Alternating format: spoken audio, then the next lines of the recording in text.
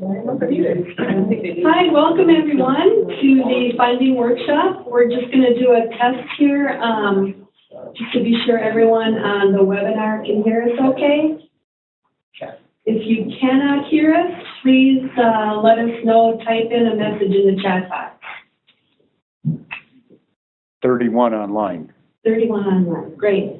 Okay, well, thank you all for coming to our third annual Stormwater Funding Workshop. My name is Ann Geltman, and I'm the one who's been sending out all the emails. I work in the Stormwater program. I do a lot with the Stormwater Manual and funding and all sorts of other things to help our local units of government. So we are really excited. We have a great lineup of speakers, both to talk about their funding source and also some of the grant recipients who have been successful in receiving funding for their stormwater projects. So we have people on the webinar, and again, if you have questions or you can't hear it, if you're having any difficulty, please use the chat box and we'll try and get to you as soon as possible. So is everyone familiar with the layout of the building here? The restrooms are out the door and to your right. And for those of you who are on webinar, just to give you a little bit of context here, we're in the lower level of the MPCA office in St. Paul. And with me we're not going to take the time to do introductions because there's many people in the audience here. We have our presenters as well as guests. So, and what we're going to be doing is each presenter will have about 10 minutes to do their presentation, and then we'll have about 5 minutes for questions and answers. We will try and answer all the questions, especially for those of you who are listening via webinar. You can type in your question and we'll try and answer it as best as possible. We may not be able to get to all the questions, but if we are unable to answer your question, we will do it after the webinar, and we will, all the questions and answers will be posted in the Stormwater Manual under the Funding tab. And I can send everyone that link too, so they'll know exactly where to find everything. All the presentations will be posted, and we are recording this webinar, so the recorded version will also be available. So I think we've covered all our bases for those who weren't able to attend either physically or online. So like I said, we have a really great lineup of speakers today, and I would like to introduce our first speaker, if you're available. Okay. It's my pleasure to introduce Anna Henderson. Anna is the Water Advisor with the Office of Governor Mark Dayton and Lieutenant Governor Tina Smith. And Anna used to work at the EQB, and I know her personally from her work at the EQB. We worked on the same floor together and worked on a couple of projects. So when the planning team was organizing this workshop, we thought, wow, if we could get Anna to come and kind of kick this off and talk about, talk about the Year of Water Action, that would be great. And she graciously offered to come and talk to us today. So, Anna?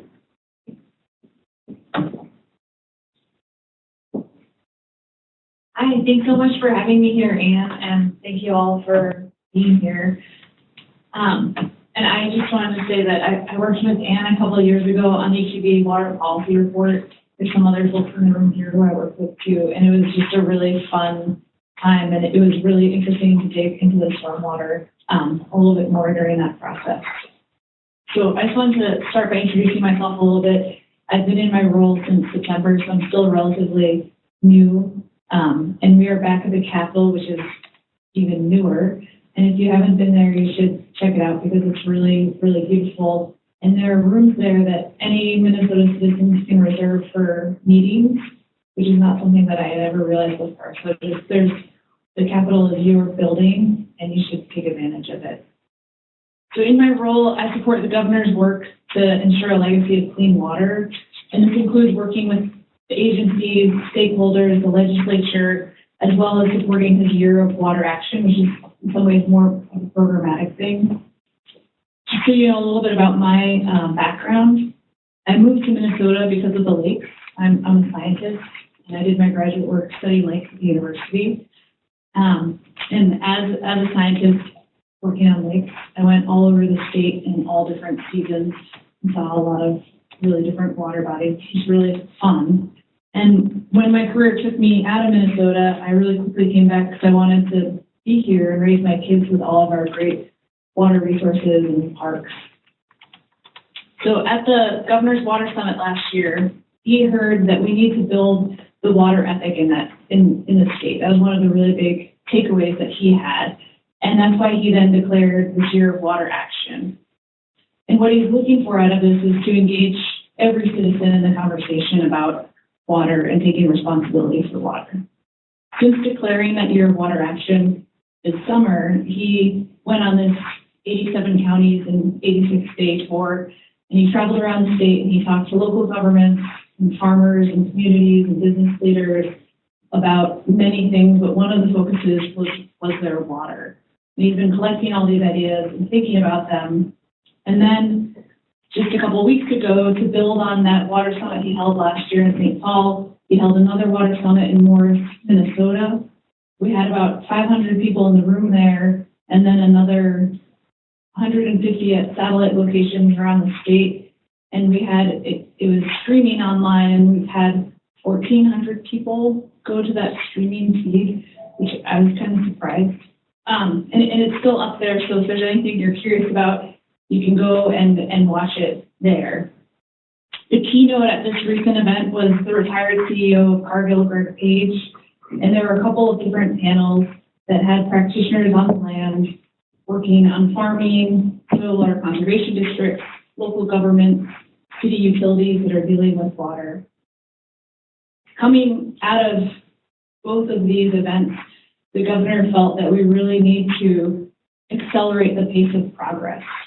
So our current pace, as described in the state's water roadmap, is that we're going to have a 6% increase in water quality by 2034. That's when the legacy amendment investment in water runs out. So the governor felt that this is not where we need to be, and it's not as fast as we need to go, and we need to bring everybody into the conversation to move a lot faster than that. This past Friday at the Environmental Congress, he announced his plan to introduce legislation to set a goal for the state of a 25% increase in water quality by 2025.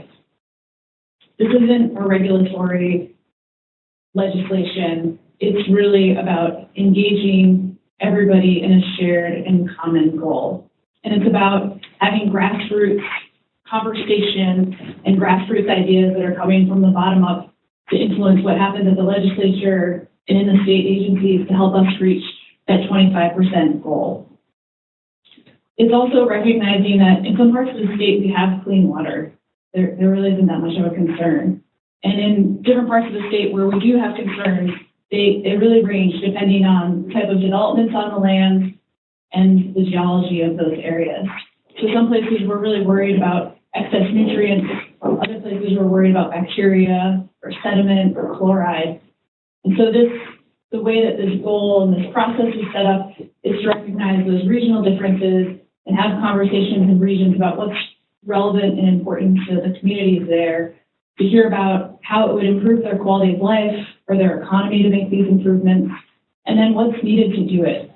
So if there's some kind of change in authority or funding, what kind of tools do communities need to make these water quality improvements? So stormwater management is a really critical part of water quality. And I want to thank you guys for all the work that you're doing, but also invite you to be part of this process. And I don't know if most of you are from the metro or if there are folks, is everyone here from metro or folks from different parts of the state? Here, but we have There's a lot of, 50 people online. Yeah. Great, okay. but we had a hand up here for You were upstate. Okay. Great, yeah. So I'm kind of hoping to be talking to as many parts of the state as possible.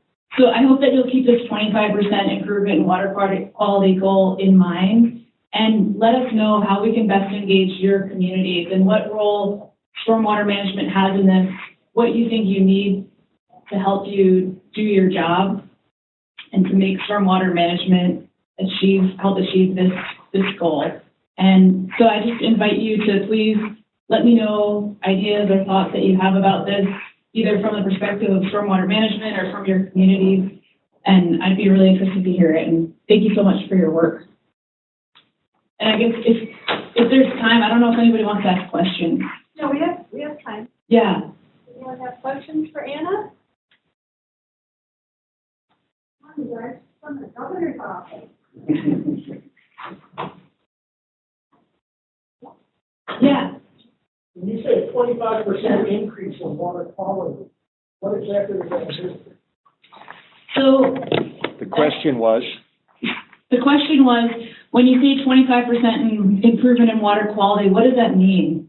So it means across the whole state having a 25% increase in water quality. And this is an aggregate of different parts of the state and different pollutants.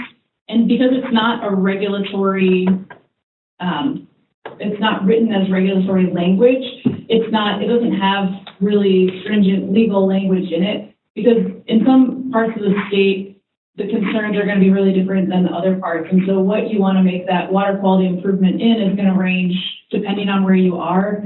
And we really want to go out and have conversations with communities about what it is that they need to focus on and they want to focus on. And that's where the improvement would come from. Any other questions? Are folks online asking questions? nope. No. Okay. Well, if you have questions later, feel free to contact me. All right, thank Thank you, you. Anna.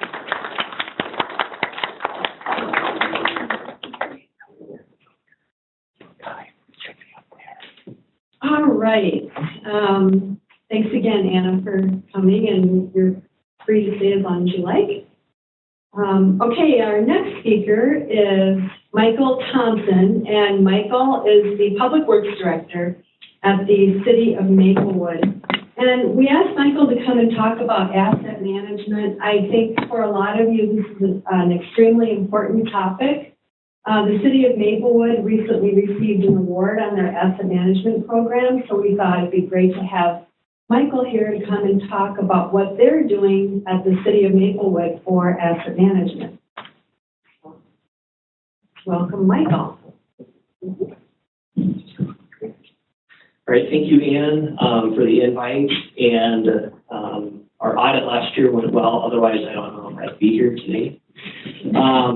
But yeah, asset management, what the heck does that have to do with anything stormwater-wise? Well, today I just wanted to give you a little snapshot of some practical examples what the City of Maplewood is going through currently. So asset management, there's been a lot more focus in recent years. Is it advancing, Michael? It is. We go back one. Does it go backwards? No.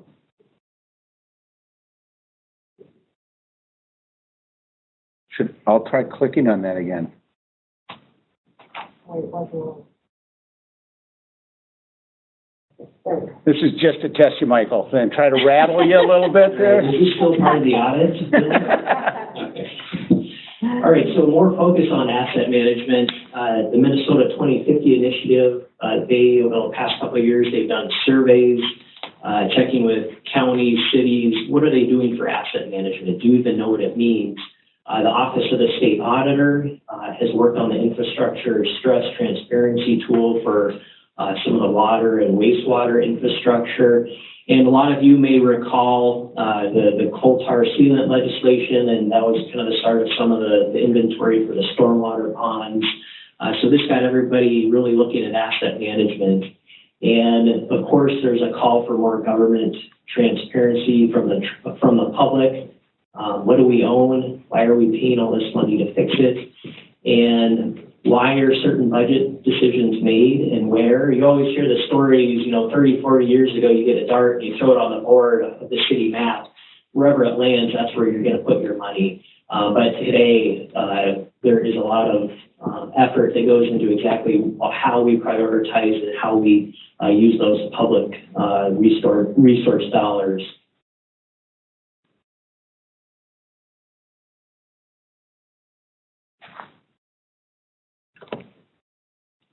Right, and you gotta help me here. I'm clicking the arrow. There, okay, try that. Okay, there we go. So what are stormwater assets?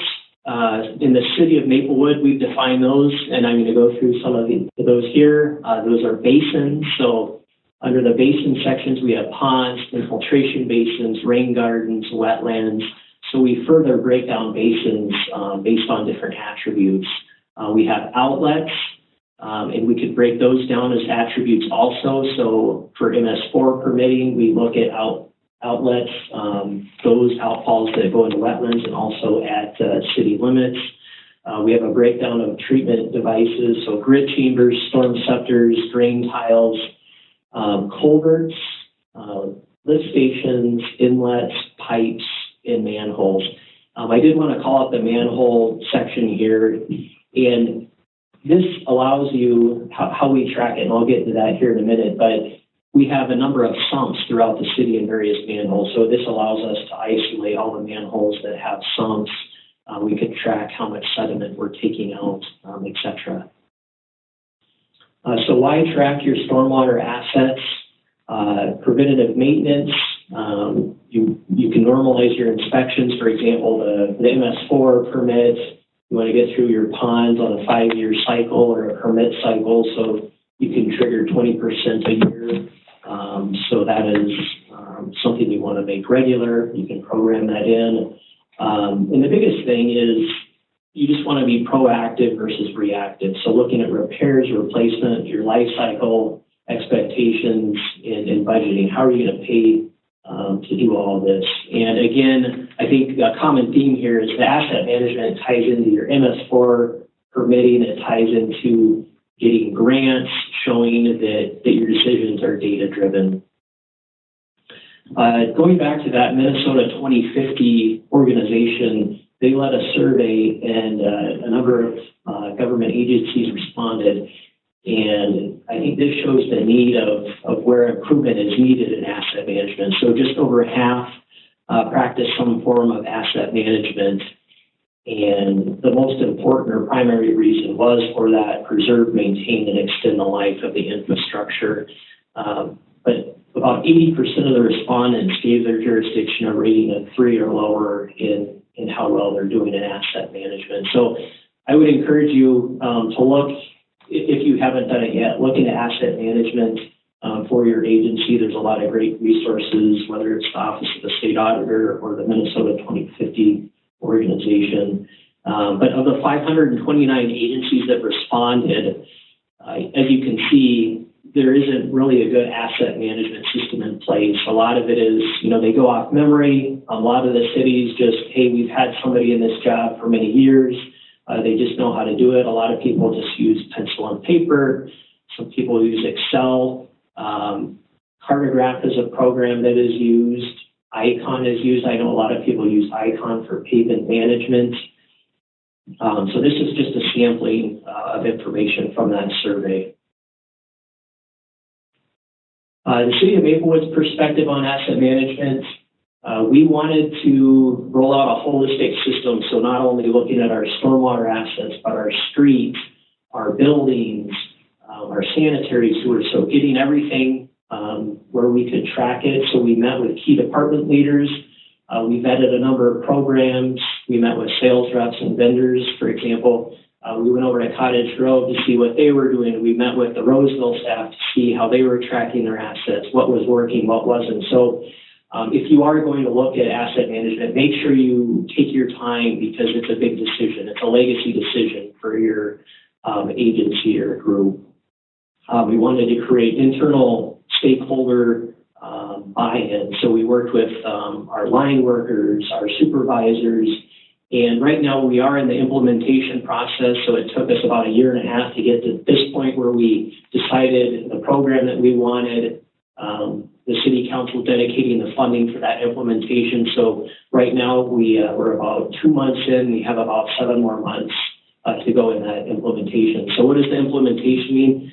That means taking the data from our paper information, our Excel program, some of our current GIS information, and we're learning we have information everywhere, and we're putting it into that holistic program, Cartograph. And this was a decision our agency made based on our needs. I'm not promoting this, I'm just saying this is what we did. Each agency needs to determine for itself what it wants to do. So here's just a sample snapshot from their website that shows a city, and this is how it will look when we've implemented. But you can bring up your storm sewer assets, you can isolate certain aspects. So if we wanted to see manholes, we could isolate manholes, and then we could further isolate all of the sump manholes in the city if we want to dictate, getting on a normal cycle to maintain those. So how does it work? All the assets are mapped and assigned a condition and value. Very similar to the GASB 34 reporting, that's more financial. So I think this is where you take a lot of that information, you make it better, and then you put it into a map. So we're going from paper to more visual based. And when you're creating your new assets or updating existing, all changes get updated at once. So right now we have GIS online based on the Esri system, so Cartograph works off that. So a great example, how does this improve our workflow? Well, if we have a repair or a pipe in the field that is in a location that doesn't match up with the map, we have our storm worker make a note on a map, and then that is given to a technician who is then supposed to update the GIS or the online. Well, now our field staff, they're going to be deployed with iPads where they can make those changes if they have the rights to correct that information right in the field. So we want our end users to be empowered to make those updates. And ultimately, I think you have people that feel like they have more buy-in, they have more responsibility to the city. I think we're just going to get a better product. And also, all of our paper forms, we're going to translate those into online forms. So on the iPad, you just pick up a form. If you're in a stormwater pond, we have a stormwater pond inspection form. There's drop-down menus. And so we're just trying to simplify, but also make that information accurate, and the people in the field feel empowered to make those changes. I'm going to go through a couple examples here. An issue can be reported internally through the staff process or externally from citizens. So as part of our deployment of Cartograph, where we have the YourGov application is kind of like see-click-fix. So it does bring citizens into the process.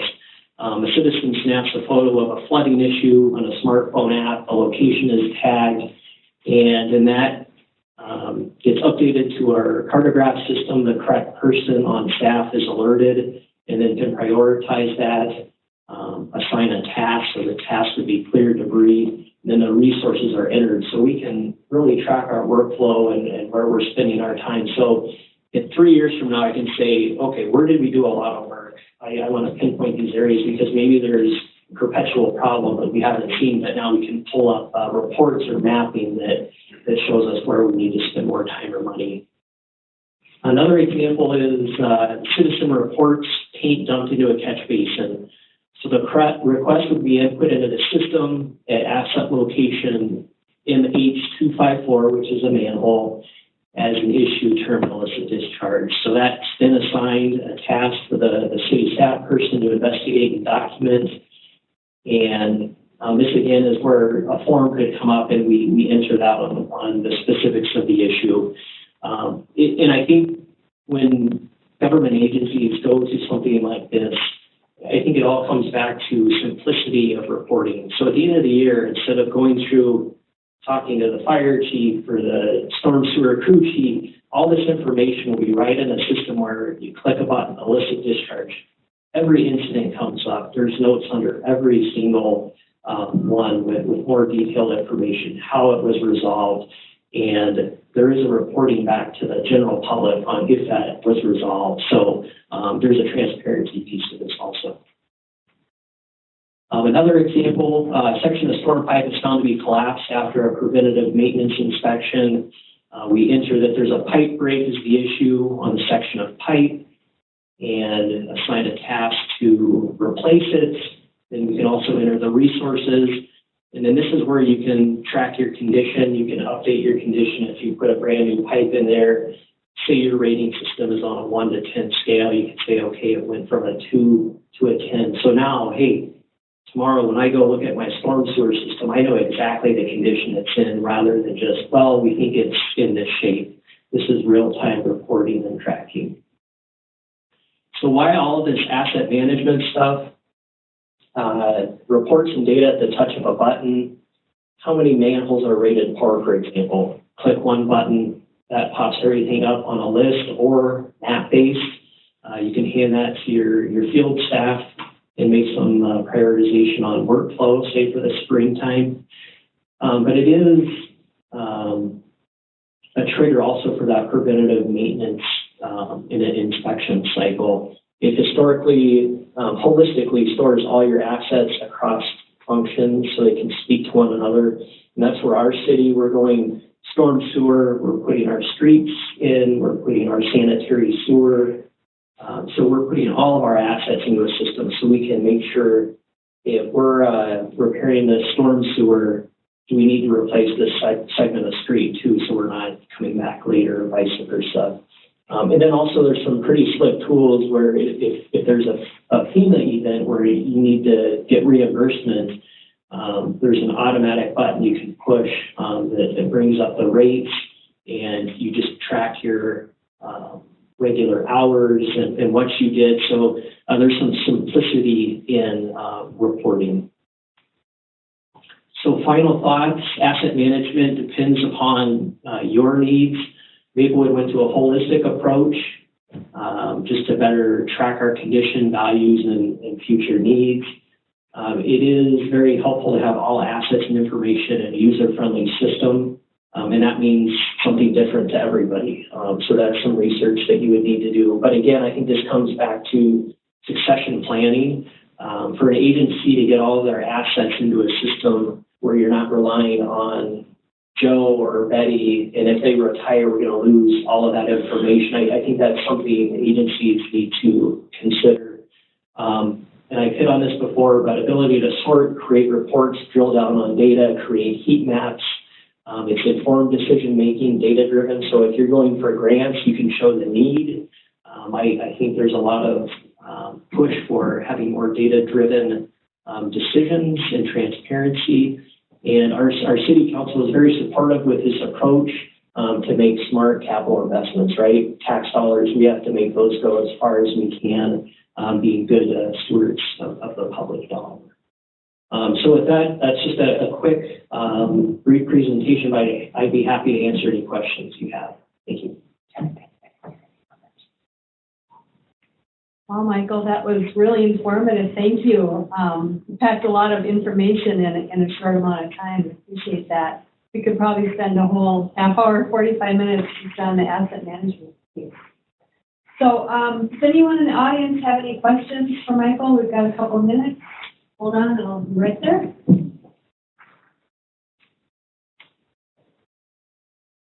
Thanks, Michael.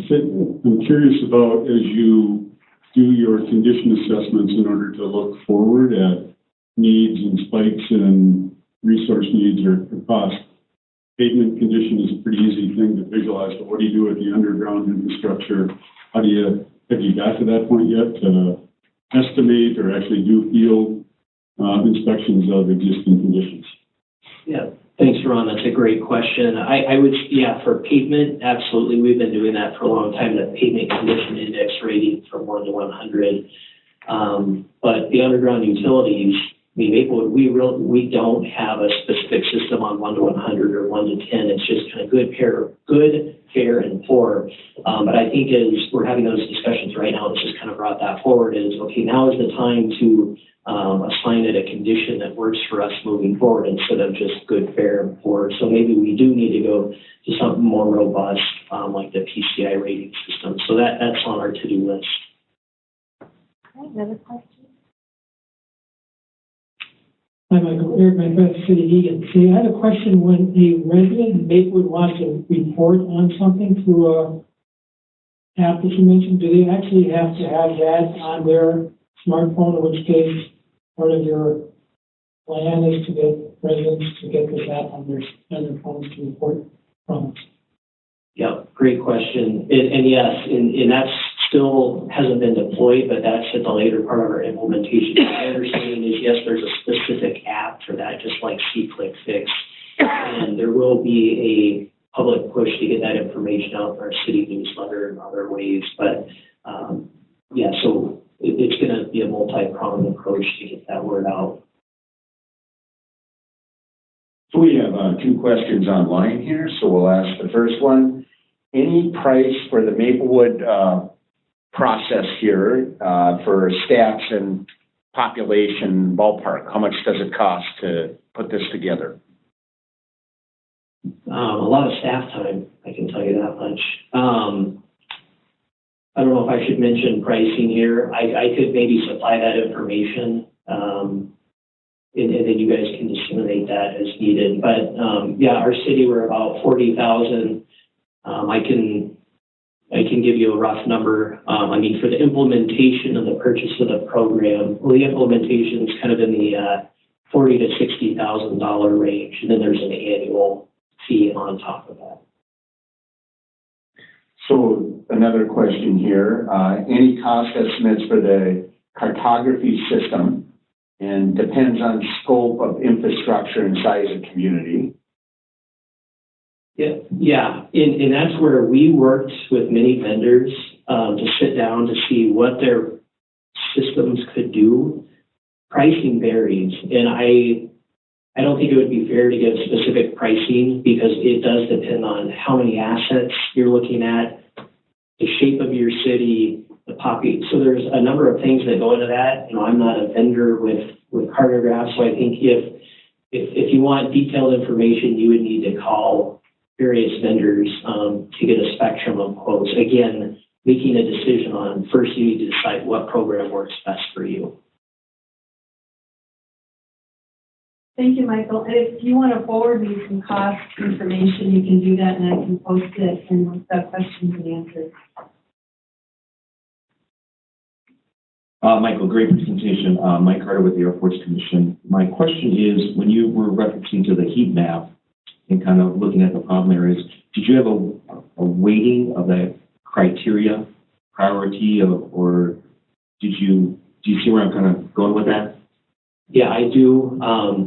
We have not deployed that. I mean, how we understand it to work is you can create the parameters to make that heat map. So if you want to say these storm sewer pipes from a condition of 20 to 40 out of 100, we want them to show up as red, and then the next 20 to show up as blue. So my understanding is that it's pretty robust, and you can actually put the inputs in.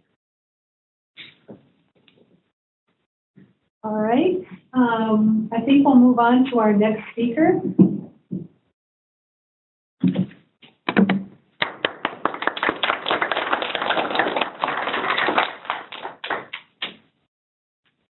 All right. Now we're going to hear from Marcy Westrick from the Board of Water and Soil Resources.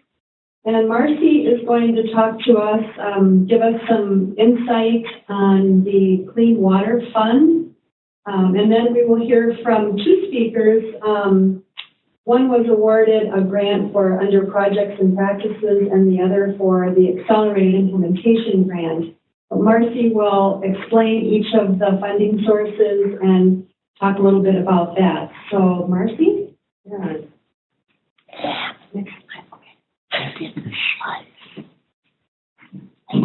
Good afternoon, everyone. Thank you for having me here. I'm going to provide a very high-level overview, and actually delighted that we have grant recipients who can share more about their experience and whatnot in our programs. I'm here specifically to talk today about Bowser's Clean Water Competitive Program. The Clean Water Fund that Bowser administers is through the Clean Water Fund that is a portion of the Land and Legacy Amendment. And the goal of those dollars are to protect, enhance, and restore water quality in lakes, rivers, and streams, and groundwater.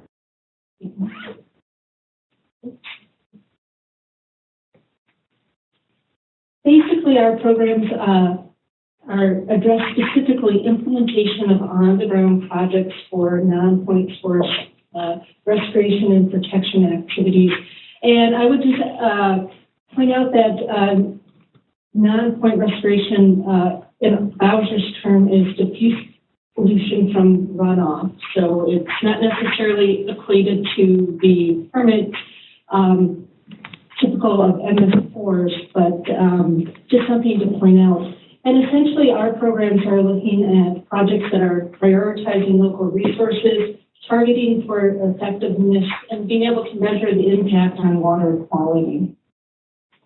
Essentially, we ask applicants to make sure that sort of the data-driven, science-based assessments that show that the projects that are going in are in the most critical areas and needed to achieve water quality goals.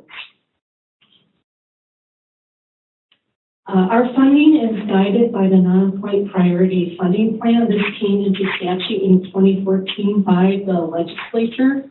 Essentially, the Non-Point Priority Funding Plan is aimed at agencies who have clean water funds that go out for non-point source implementation. They provide the agencies high-level state priorities and a set of criteria to sort of guide their funding decisions by.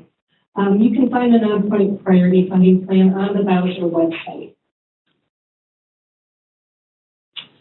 I'm going to briefly talk about two of our competitive programs. The first is Projects and Practices. The second is Accelerated Implementation Grants. Projects and Practices program is really our largest grant program aimed at getting projects on the ground. This is a competitive program, and Stormwater is definitely an eligible component of that. Here's just an example of a project that we funded along the Mississippi River to protect not only erosion coming off of the site, but also the site was upstream of the drinking water intake of the Mississippi upstream of Trinity. The other program that we're going to discuss today is our Accelerated Implementation Program. Bowser recognizes that before projects can be implemented, local governments need capacity either to develop targeting tools or to help with science assessment or staffing resources. So this is a program that allows local governments to do that. Here's just an example of a project that we funded in the Red River Basin with this grant program, the Prioritized Targeting and Measuring Water Quality Improvement application. This is was something that was developed to help target locations for BMP implementation. On a high level, our grant programs are competitive based. Our RFP typically opens up in the summertime with our board making decisions in December. We do have match requirements on our grant programs of 25%. And part of our process is that we utilize an interagency approach to ranking our grants. So not only does Bowser review grant applications, but also the DNR, the Pollution Control Agency, Minnesota Department of Ag, and Minnesota Department of Health. Collectively, these agencies are working across the state to help improve water quality, and we feel it's essential as part of our review program to include them on that. Typically, our grants, our applications request are about 3 times what we have available for funding. I guess the purpose of this graph is to show with the extreme competitiveness, stormwater projects have ranked really well, and roughly about 46% of our funding has gone to stormwater-related programs throughout the state. That's a real brief, high-level overview. Again, I would like to save time for our speakers to be able to share their stories, but I'm happy to answer any questions there may be.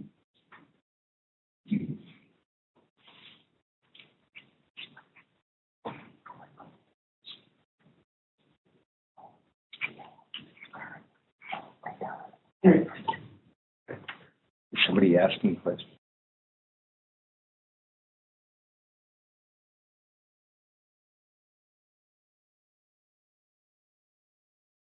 That one, okay, all right. So now can I talk and you're gonna say, can people hear now? Yeah.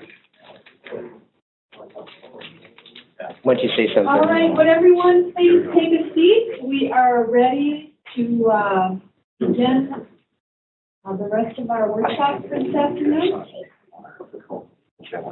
We seem to have worked out our technical difficulties, thankfully, so hopefully everyone can hear us on the webinar. We did have it muted while we were on our break Okay. and while we were working on the issues, so hopefully everything's working now. So before our next speaker, Mike Eisenstein, comes up, Laura Milberg with the MTCA and the Sustainable Communities Program just had a quick update on some funding that is available through her program. Thanks, Ann. So I'm Laura Milberg. I work on sustainable development and community resilience. I do a lot of that work through Minnesota Green Cities and Minnesota Green Corps and our EA grant program. But we have a special opportunity with a little bit of funding that our climate resilience program got to offer field crews, youth crews, which are 15 to 18-year-old conservation corps crews with a couple of adult leaders in them. We usually 8 couple crews in the spring, summer, and fall to install green infrastructure projects, relatively smaller ones that don't require any heavy equipment in communities across the state for community resilience projects. So the idea is that they could be tree planting or rain gardens, boulevard swales, other kinds of pollinator gardens, other kinds of projects where the youth can install them and learn all about community resilience doing that, and then leave a permanent installation for the betterment of the community where they're working. So during the spring and fall, we have crews only available for the after-school program, which is in Minneapolis, St. Paul, and Ramsey County. And then during the summer, it can be anywhere in the state where we'll have youth crews that go out in the field for a month at a time and travel around, camp out, and install projects. So it's a fairly informal process. We've contracted with Conservation Corps for 25 days of field crew work. And so I'm just kind of gathering interest in projects. Last year we didn't have more projects than we could do. What I have up here are the projects that we did last summer, which we only had summer crews for, and they all turned out to be in the broader metro area. We did a couple projects in conjunction with MnDOT's community roadside landscape funding, where they do kind of air quality and water protection funding if it's along state trunk highways. And they provide plants and material and design assistance. And we provide labor, so it's a perfect collaboration. So if you know of a project that you would want along some state trunk highway anywhere in the state, that's always a good combination. And you have to apply through MnDOT with an email to Todd Carroll or Tony Watson. And then an email to me, Laura Milberg, at state.mn.us, and just talk about what the project would be, and then we can start kind of looking at the best way to make it happen, whether it would be a good fit for the crews. So we did a Fridley roadside project at East River Road and 694 last summer with a whole bunch of tree planting and rain gardens or pollinator gardens. around the area where the trail is that goes along the Mississippi River. That was a really nice project. We did planting in Little Bohemia and St. Paul along I-35E sound barrier up on a hill, which is along a bike trail, and will provide more shade and also erosion control and some stormwater benefits. And then we did one rain garden installation. We did boulevard swales in North Minneapolis, about a mile north of the International Market Square, just on roads, just on city streets there, where they'd lost their trees to emerald ash borer, so we were putting in pollinator plants that would do stormwater uptake and protect the water quality. Anyways, so those are examples from last year. So I hope to hear from some of you. My last name is Millelberg, Laura, L-E-U-R-A. Thanks. Thanks, Laura. Okay, Mike, you are up, finally.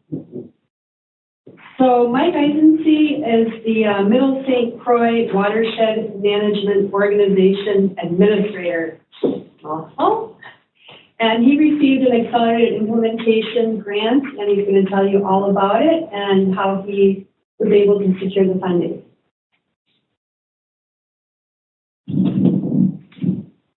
Okay, hello, good afternoon, everybody. Let's see, so what I want to talk about is our 2014 accelerated implementation grant. To essentially, the goal of the grant was to assist 13 communities in implementing minimal impact design standards in their communities, primarily through code and ordinance updates. For those of you that don't know what MIDS is essentially, I guess you can look at it from a couple of different ways. From the stormwater management community, it's really the next generation of stormwater in Minnesota, and that incorporates keeping water where it lands on the landscape, essentially using more infiltration and filtration in our stormwater. To the Minnesota Pollution Control Agency, MIDS is really the definition that's in state statutes that was put in by the state legislature in 2009. Which is a set of standards and other design tools such as a credits calculator and a community ordinance package to assist promoting low impact development at the local units of government. For my local elected officials, essentially, MIDS is more consistent, it's easier to implement, and it's more flexible than standards that they've used in the past. And the big one for a lot of the communities along the St. Croix is that the performance standard will help them achieve the goals set by the Lake St. Croix PMDL. So there was a lot of work that we did prior to applying for the accelerated implementation grant to work with the communities to do these ordinance revisions and updates. This is a short list of some of them that occurred within the last year. Annually in the St. Croix communities, we have a non-point education for municipal officials workshop on the water that's been occurring for 7 years now. So we get 100 local elected officials from St. Croix communities on a riverboat on the St. Croix where we trap them for 2.5 hours to talk about stormwater. And other important things such as the St. Croix Riverway and the importance of the riverway and the standards. So we had a lot of lead time by bringing up MIDS from the time in 2009 when it was passed right up until the year that it was approved by the stakeholder group at the Minnesota Pollution Control Agency and distributed. So right at the end, though, right before the grant, we did an overview and notified local elected officials of a 2-hour complete overview of the MIDS program, which we did at the Bayport Library. We had about 40 local elected officials come to that, and then we did multiple presentations at other venues where local elected leaders were at, as well as went to a lot of communities and sat down and did small meetings with some key stakeholders to kind of build interest and get really a feel for how many communities we thought we could reasonably work with to adopt MIDS through the grant application or through the grant that was awarded. So from this, we identified the 13, I think some strengths for the grant application is we were able to tie this effort to all 13 local water management plans for the communities that we were planning to work with. as well as we could document from the longer term non-point education for municipal official workshops, we could document what some of the long-standing barriers to LID really were, and how explain clearly how adopting these MID standards into local ordinance would help address those. Another interesting piece, something that I had done before this grant, is we used the match for the grant. The grant total was $127,000. The match was in the ballpark of $40,000 that we committed to. And the match actually came from community staff as well as local elected officials or appointed officials at the communities working through this process, the iterative process of ordinance updates. And so one of the things that I learned through this process is that the way you can legally identify the hourly rate for engineers, attorneys, local elected officials, et cetera, is through the Bureau of Labor Statistics, Occupational Employment Statistics, and that's on the top. Essentially gives you a state-by-state, the median rate for professional services.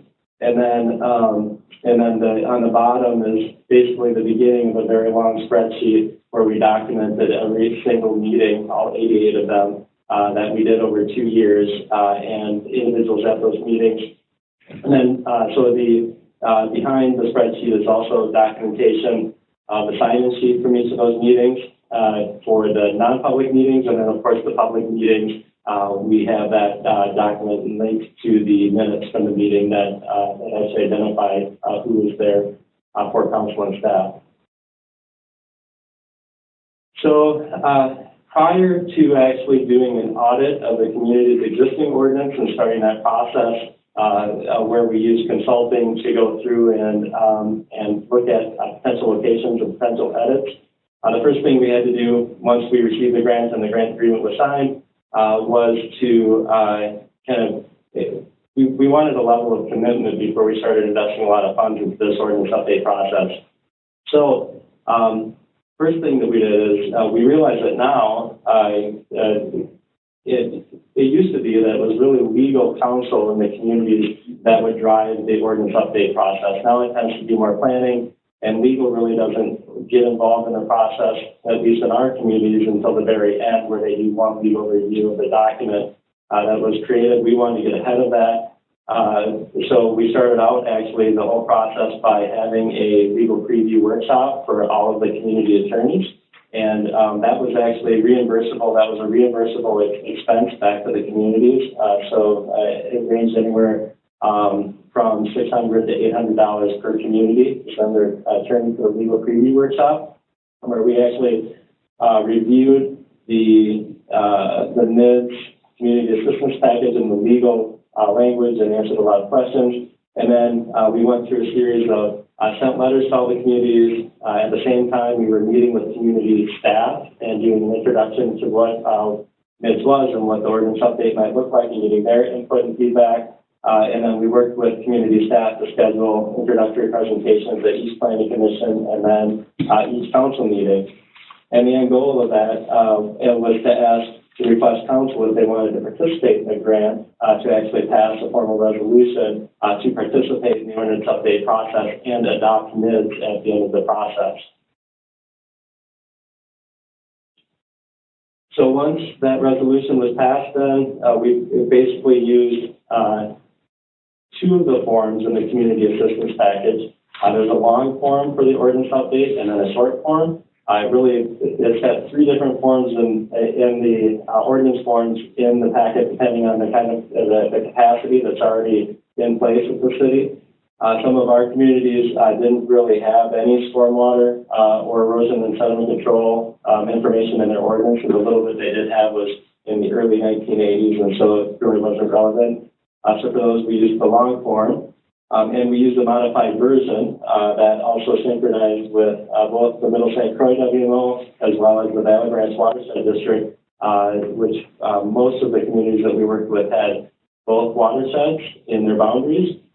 But prior to prior to working with their ordinances, when the Middle St. Croix went through our plan update, we worked really hard with the Valley Branch to synchronize a lot of our standards. Many of them were very similar, but now they're called out in ordinance. So basically, once we had the resolution in place, we did the audit where we did the reviewing online. We met with city staff and sometimes planning commission members or council members that were identified at that introductory presentation that had a vested interest in being part of the revision process.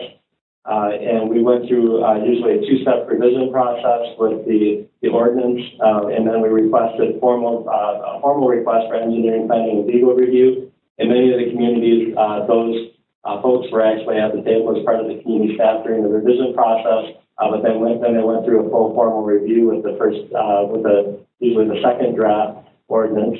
And then we made revisions based on that, met with the first formal draft of the ordinance sent to Planning Commission, and usually had quite a few, it varied from no revisions to quite a few revisions with Planning Commission based on kind of more the culture of each community.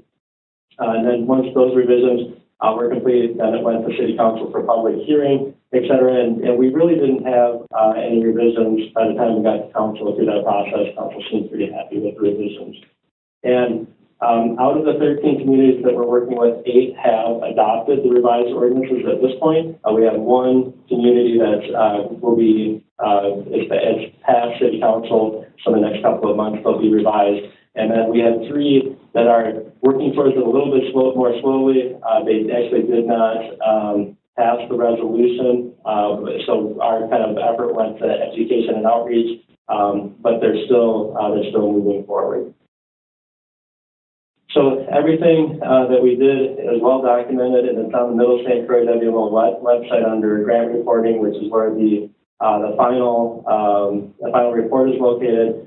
Some things that are on there that I didn't talk about is the evaluation process that we did for the grant, as well as in the appendices we have what was the final draft model ordinance that we started with all of our communities after we spent a year working with all of their staff. And their legal, engineering, and planning councils, or planning consultants.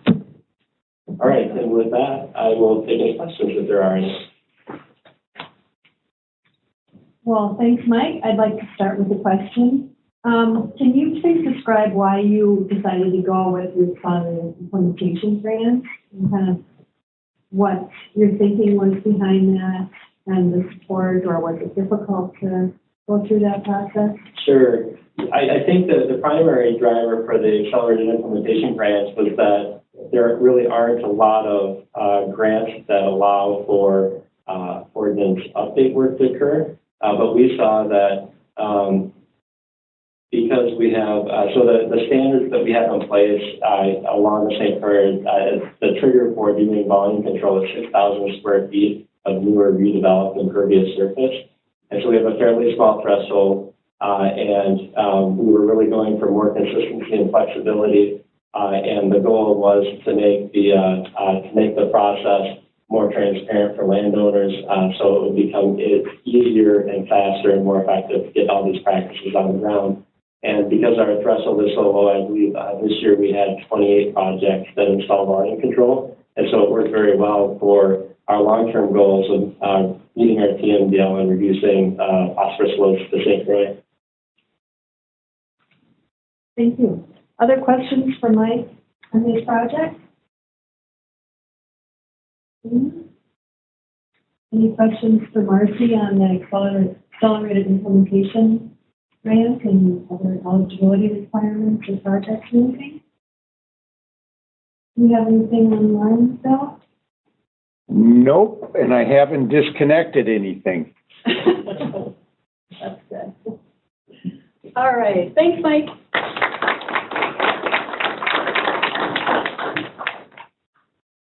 All right, next we're going to have our Pete's sick today. He has a really bad cold, and I told him to stay home because we don't want to be spreading germs around here.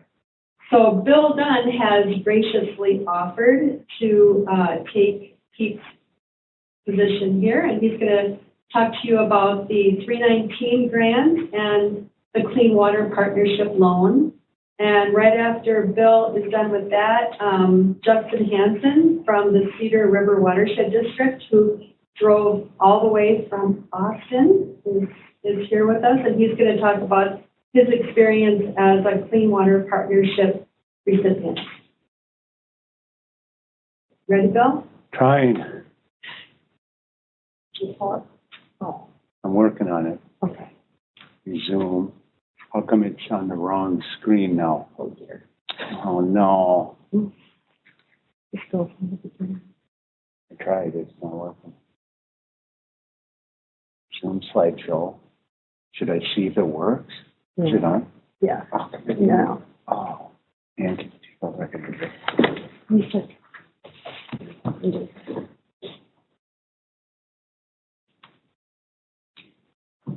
Hi, everyone. I'm the head of audio and visual productions here at the agency.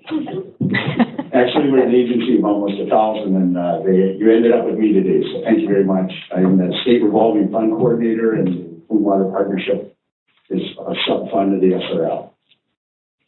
Are we ready to start in? No, I can't get it to go, Bill. See, Bill and I aren't like IT people, and we're trying here, but this is a little tricky. I think I might have to get Mark again. Mark, and I'll just go see if somebody can advance that. You can. Okay. Here we go. Yeah. You just click on that slide. All right, so here we go. Again, Bill Dunn, and our goal today is to learn about the Clean Water Partnership loan program and the federal Section 319 funding program, and to answer any questions you have. So the non-point funding thing is really two different approaches by the Watershed District. That is, again, the Clean Water Partnership and 319. And to be straight out, we already heard there was a lucky recipient of the old Clean Water Partnership grant that was removed in fiscal 2016 and 2017. So it is loan only. So if you're disappointed about that, make sure you mention that to your legislator when you have a chance to speak with them. Overall, our loan program is set up since 1995 and had been used extensively in both feedlots as well as in septic systems. That demand has dropped off a little bit of recent, and we've tried to rise stormwater up in the priorities so that the loan funding can be used for stormwater. You have to identify a water quality problem, so the project itself has to help with the water quality problem. And it should also use implementation to make the improvement projects. The entities that are eligible are government entities, so private entities can't apply. Watershed districts, water management organizations, township cities, counties can work together, and including soil water conservation districts could be an entity that could help bring together different entities and then channel the money out through that. So which are the eligible projects? Well, any non-point source water pollution project as determined through the local water plan. For those of you that have been around for a while, you will remember back in the day, we used to require a diagnostic study to identify that there was a problem, and then you could apply to get the loan. In this case, as long as you're in the local water plan, that's enough to indicate it, and that will allow us to be able to recognize that need. And I mentioned once again, stormwater has been eligible, both non-point and municipal stormwater, but a recent rule change really has brought that into the forefront. Overall, our fund balance has been growing over time. So annually, we have 11 million that's available. Again, it's a loan, not the grant like in the past, but a 2% loan is a pretty good deal, and the process to get it really is pretty minimal. There's a request for proposals that would be up, and we got rid of a cycle with an RFP, so it's continuous, open all year round. And so all you need to do is make application, and send that in through our process that is set up on our webpage. We'll process that loan application in 60 days, and the money can be then made available to you. So it really is that easy. You don't have to wait for a cycle like you'll hear on many of these other programs. It's when you're ready to go, just let us know your idea. It's a first come, first serve. If you've got a good idea, fantastic. If we run out of money, that's a good thing, because the way we work, we get loan repayments every 6 months. So we have more money available every 6 months. So please keep that in mind. Again, current interest is 2%. There is a way in which a local unit of government could add 1.5% administration, so it could be a 3.5%. But generally speaking, in stormwater, we think the 2% would be it. It's on a repayment of a 10-year cycle, and it has payments in June and December of each year.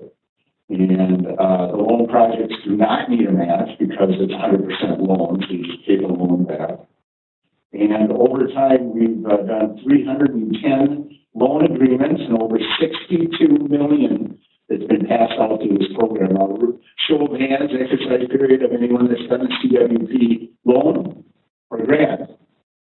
We've got 2, 3. The rest of you are missing out. It's good stuff. So green infrastructure, we all know what that is. You know, that is to preserve and restore the natural hydrologic process. Flood control may be a component, but it isn't the primary objective of the project. And we have the typical different types of green infrastructure that you'll see on the next slide. And again, rainwater harvesting and reuse, green gardens, green roofs, tree boxes, forest pavement, street and parking lot redesign. Anything that you can really show is needed. Again, this can be on a municipal project, it could be on municipal land, or if you work out an easement, it could be on private as well. The Clean Water Partnership contact information is available here, and once again, you could go home tonight, fill this out, and submit it. Let's move to 319 grant. This is a federal funding program that has been set up since 1990. And it has seen some changes over time, and it's very limited funding that really comes through here. But it is for non-point pollution abatement and water resource restoration.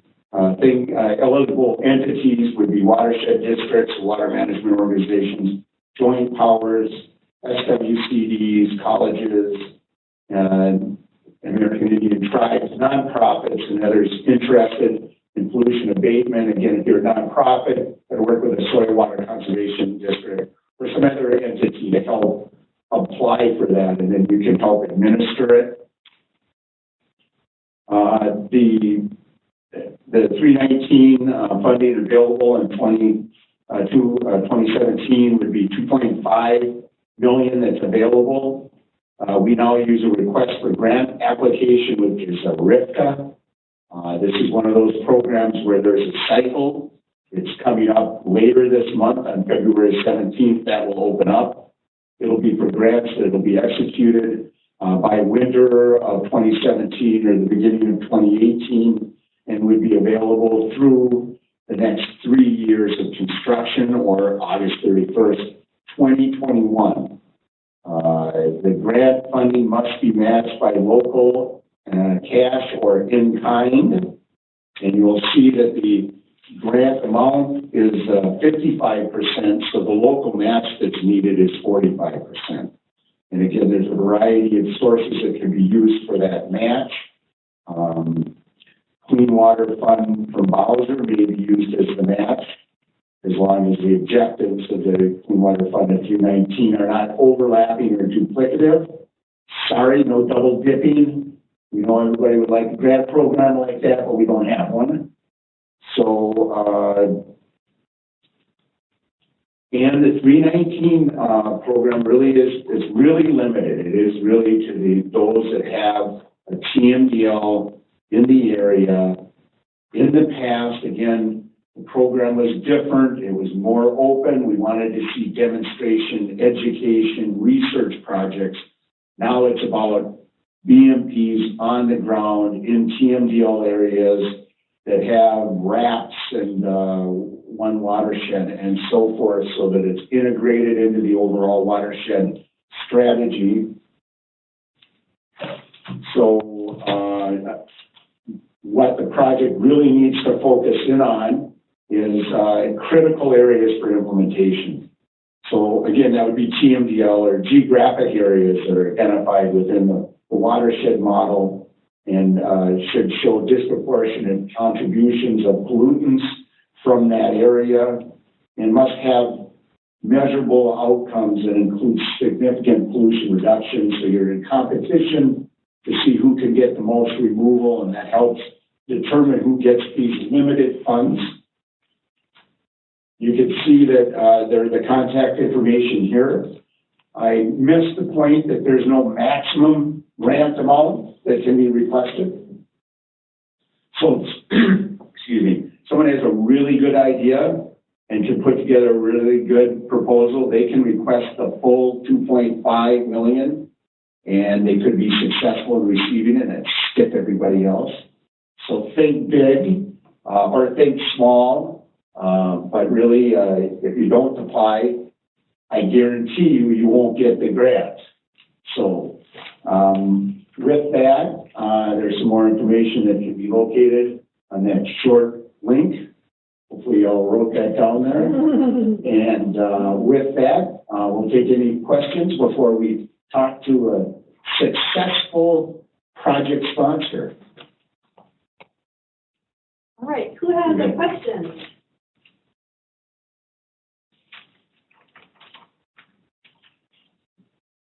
Hey, Bill. One of the things that we kind of ran into this time around for 2019 funding is we were looking at some newer BMPs, water reuse type BMPs that may not have been included in a TMDL or TMDL implementation plan that was written 5, 6, 7, 8 years ago. Is there a process to get those types of projects eligible for funding through these programs, whether it's 319 or even a Clean Water Partnership? Is there a way to get those projects eligible at all? Excellent question. And this has been a problem in other programs as TMDLs change in form and scope. Sometimes it makes it difficult to fit that round peg in a square hole. But I'll have to bring that back to Pete to make sure he's aware of it. I would hope that there would be a way in order to kind of have those documents be living, breathing as far as new technology, if it addresses the pollutant and contributes to the improvement. So we may not disappoint you on that one. I can't guarantee you. Yeah, what we can do is we'll talk to Pete when he's back, and then that'll be part of the Q&A that we'll put in the Stormwater. Okay, other questions on CWP and 319 before Justin talks about his experience? Did we figure out the latest mistake? Well, kind of. I think so.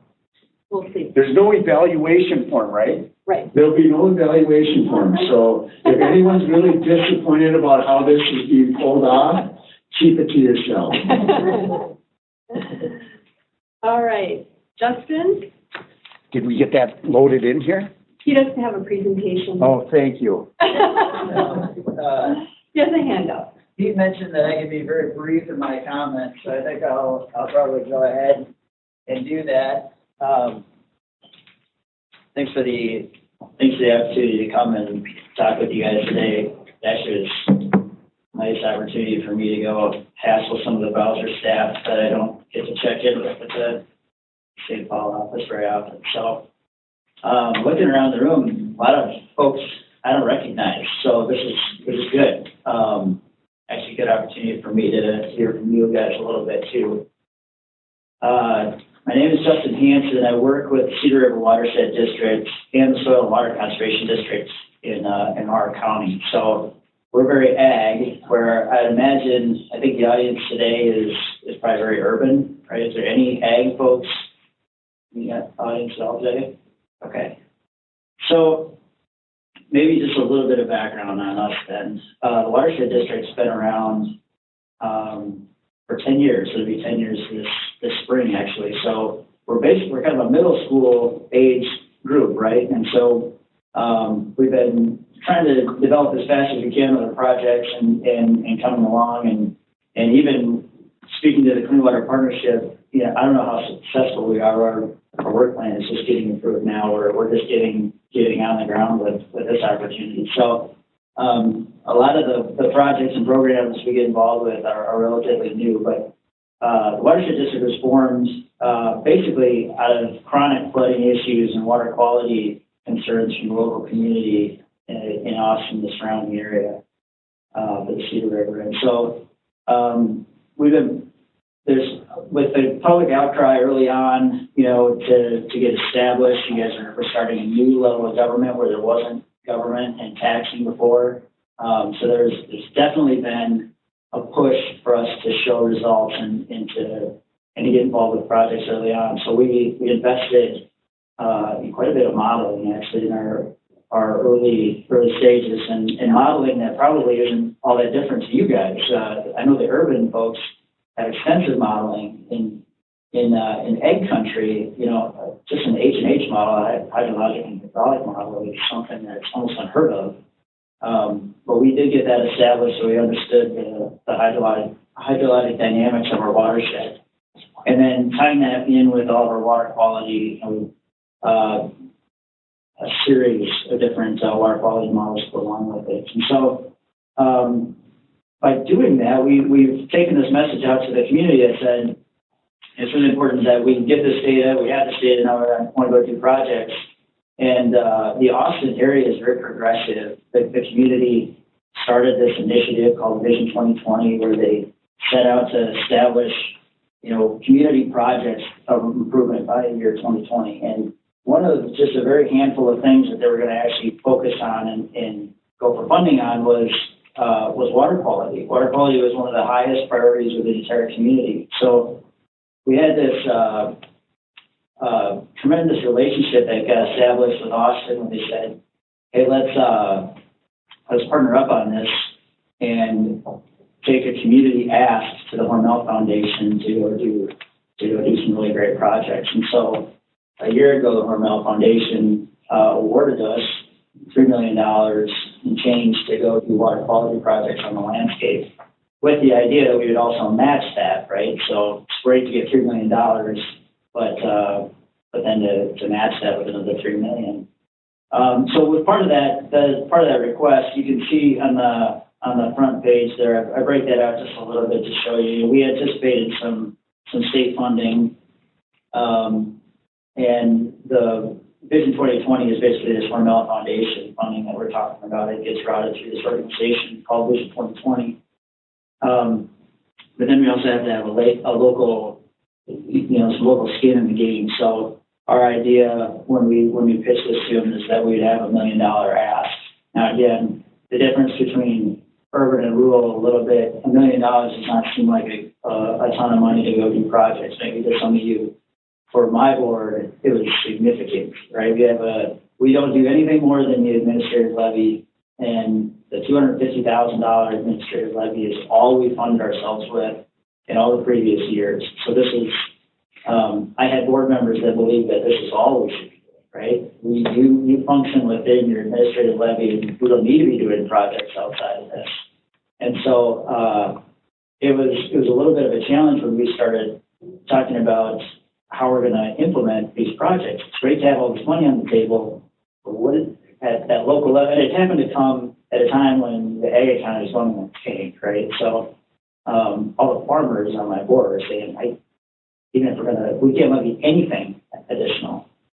So we came up with this idea that we needed a bond, and we found out early on, our board was saying, okay, if we need to have $1 million stake in this, we're going to spread it out. So we're spreading this out over 10 years, right?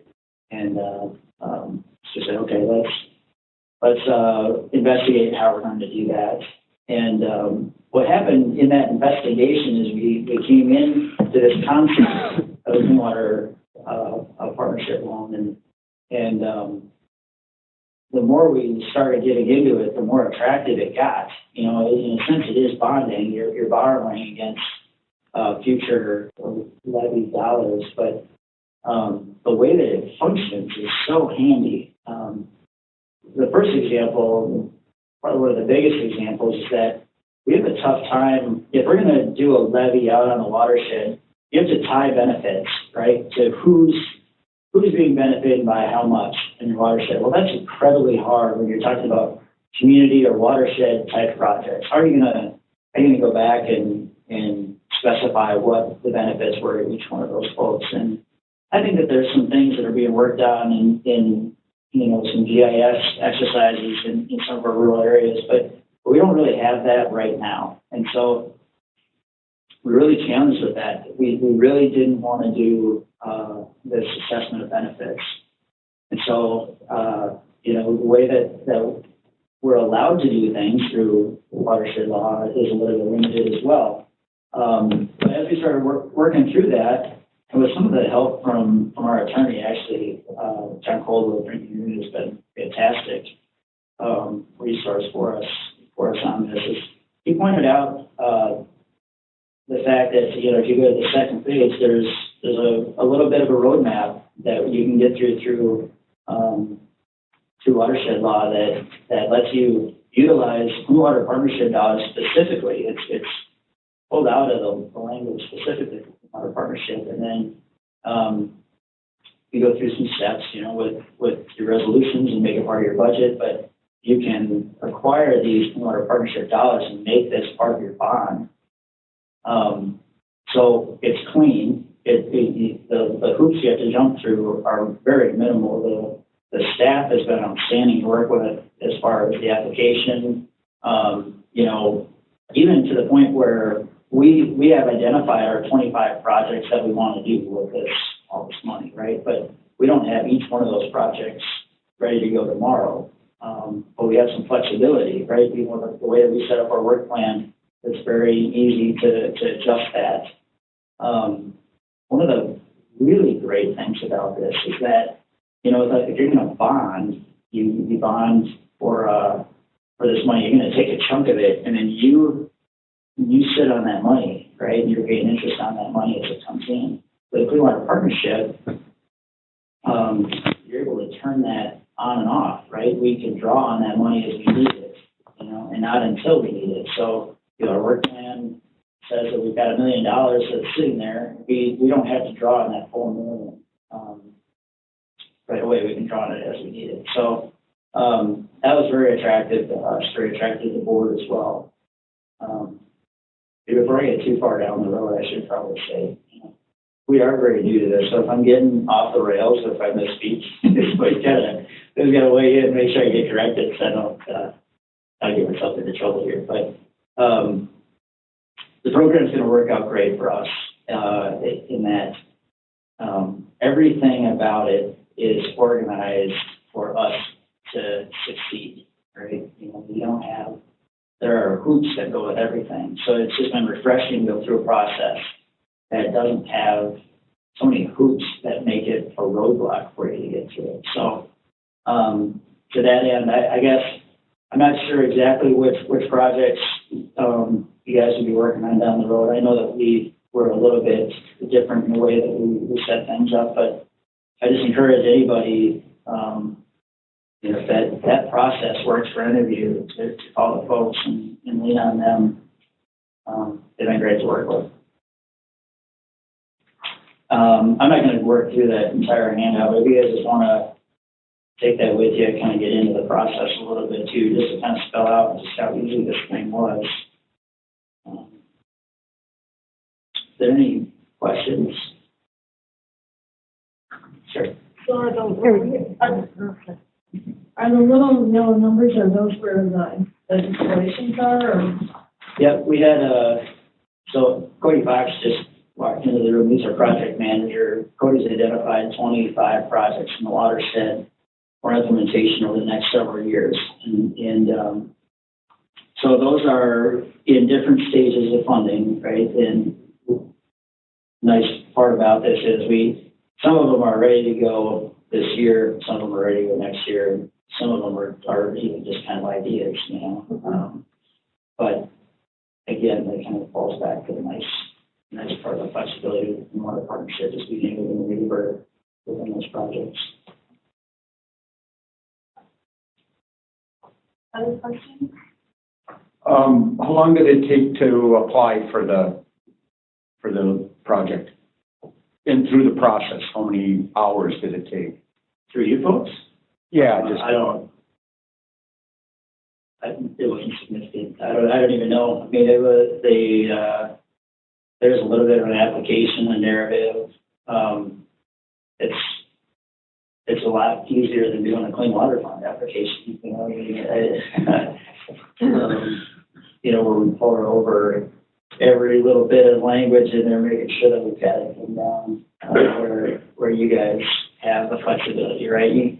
My impression is that the funding is available to help all of us get the work done we need to get done, and I haven't run into any opposition on that. So, if my application was written poorly, I surely didn't hear anything about it. Everybody got the application, we worked through the work plan, we got that identified, the things that needed to be adjusted, we got them adjusted, and we're off and running. I know Pete Fassner, if he was here, he'd say, the application, the words, they're important, they have to make sense. The budget, it needs to add up. If the budget doesn't add up, you're not getting off to a good start. So if there is something you want to proofread, that would be the thing. Right. So thank you. Yep. Any other questions? PWC loan? All right. Our next presenter then, thank you very much, Justin. Let's give him a hand.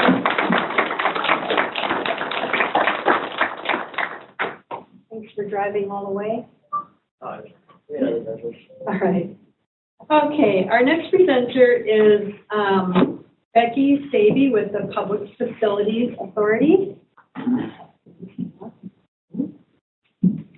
All right, and could you remind the audience who just spoke?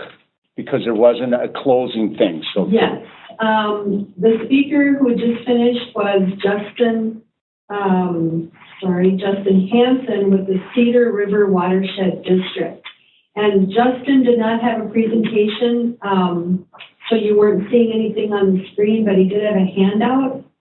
And I will try and scan that if possible and post it in the Stormwater Manual. Like I said earlier, all the presentations and the recorded version of this workshop will be posted in the Minnesota Stormwater Manual in the funding section, the funding page. All right, you ready, Becky? Okay, let's see if this works. Good afternoon. My name is Becky Sabey. I'm with the Minnesota Public Facilities Authority, and today I'm going to talk to you about a high-level review of the stormwater funding opportunities we have through the Public Facilities Authority. For those of you who may not have heard of us, and I don't know, we've been around for a long time. I've worked with the PFA for many years, but we're actually a state agency that's governed by a board of commissioners of 6 different departments, including the Pollution Control Agency, Department of Health, Minnesota Management and Budget, Transportation, Agriculture, and Department of Employment and Economic Development. And the commissioner of the Department of Employment and Economic Development serves as the chair of our board. And essentially, the PFA works in partnership with our agencies to implement infrastructure financing. So we're involved in public infrastructure. I've heard a lot of talk today about stormwater and private things. Well, we do the other side. We're on the governmental side of things. And a lot of our funding is on the wastewater, also stormwater and drinking water side of things. So we have 2 main programs that can be utilized for certain types of stormwater projects. One is through the Clean Water Revolving Fund, which is a state revolving fund. You may have heard of those referred to as SRFs. They're a nationwide program. And the other program where we can provide stormwater funding is through the Point Source Implementation Grant, or PSIG, and that's a legacy program. What's a little different from some of the other presenters today talking about their programs is that all of the Public Facility Authority programs follow a project priority list. For the big program, the Clean Water State Revolving Fund, we work with the Pollution Control Agency, and they have a project priority list. So it isn't so much a matter of telling us about how wonderful your project is. It's a matter of how high the ranking of that particular project may be based on rules that are established by the Pollution Control Agency. We like good stories, but we follow project priority list. So all of our programs follow PCA, and so on the drinking water side, we also have one Department of Health project priority list. So how you access our programs is, well, two-step process, basically. There's a few things in between, but it's pretty basic. One is that if you have a project, a public project, you're going to seek placement on the project priority list, the PPL. Right now is a prime time for submitting PPL applications, and our partner, the Pollution Control Agency, is accepting those applications. I've got a schedule in the back that talks about the dates that they're due. The 2018 notice and instructions are posted on everyone's website. They were mailed out to local units of government, to a consulting engineer list that we maintain as a PFA. So if you haven't seen it, let me know and we'll help you look in the right place. The project priority list will identify the projects and they're assigned priorities, they're assigned points. As I mentioned, the Pollution Control Agency prepares the project priority list for the Clean Water State Revolving Fund, so that would include wastewater projects and stormwater projects. We do have our partners, other partners, both federal and state agencies, that also are very interested, as are the legislators, in knowing whether projects are on the project priority list. So these other agencies, such as the USDA Rural Development, who provides grant and loan funding for a variety of infrastructure projects as well, and the non-entitlement community development block grant program that's administered through the Department of Employment and Economic Development, also look at these project priority lists. We try to combine and work together in funding public infrastructure projects so we can maximize these dollars as they come to Minnesota. For the Clean Water Revolving Fund, if you're seeking a loan, you also have to submit something that's called an intended use plan. So you have to be both on the project priority list and on the intended use plan. And the intended use plan is a document that the Public Facilities Authority prepares, and it's a subset of the project priority list. It's a list of projects that are serious about moving ahead to construction during the next state fiscal year. We do it every year. The annual list will identify the sources and uses of that fund. It'll tell us what it is that we expect to do during the next fiscal year with those dollars. This intended use plan will include what we call the fundable range, which means that even though we offer below market rate, low interest loans, we cannot fund everyone who wants to access our programs. Therefore, we draw a line on the priority list, and if your project is ranked with so many points and above, we would be able to offer you a loan if you came in and sought financing. And if you're below that, we wouldn't have the capacity to fund that. The reason that we draw a fundable range is with the state revolving funds, we're required to maintain these funds into perpetuity. So we have revolving loan funding for projects today and in the future, and that's one of the requirements of one of our federal partners, the Environmental Protection Agency, on the revolving loan funds. Basic about the program, about the loan, is that we have low interest rate loans for publicly owned wastewater, drinking water, and stormwater projects. So eligible borrowers for us are those that have the statutory authority to issue general obligation bonds. There are some entities that work with stormwater that may not have that authority, but certainly cities, counties, sanitary districts do have that authority. And there may be some projects that if you're geographically located within, you maybe have your township or someone who might be willing to issue that general obligation bond on your behalf. We do get federal appropriations and from the Environmental Protection Agency. In years past, we have had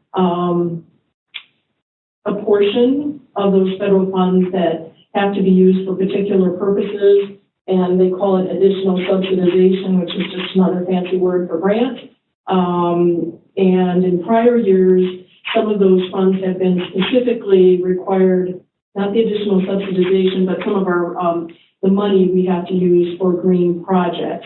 And on the Clean Water Revolving Fund, those green projects would include stormwater projects. They would include projects that address energy efficiency, water efficiency, and some sustainable type projects.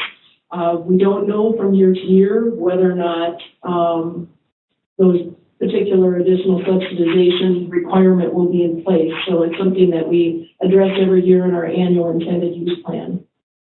Because it's a loan, the PFA's review focuses on the ability of the recipient to repay that loan, making sure that they've got dedicated funding source in place to pay it back, not only our loan, other debt service that's being paid out of that utility, and that they can also cover the operation and maintenance costs.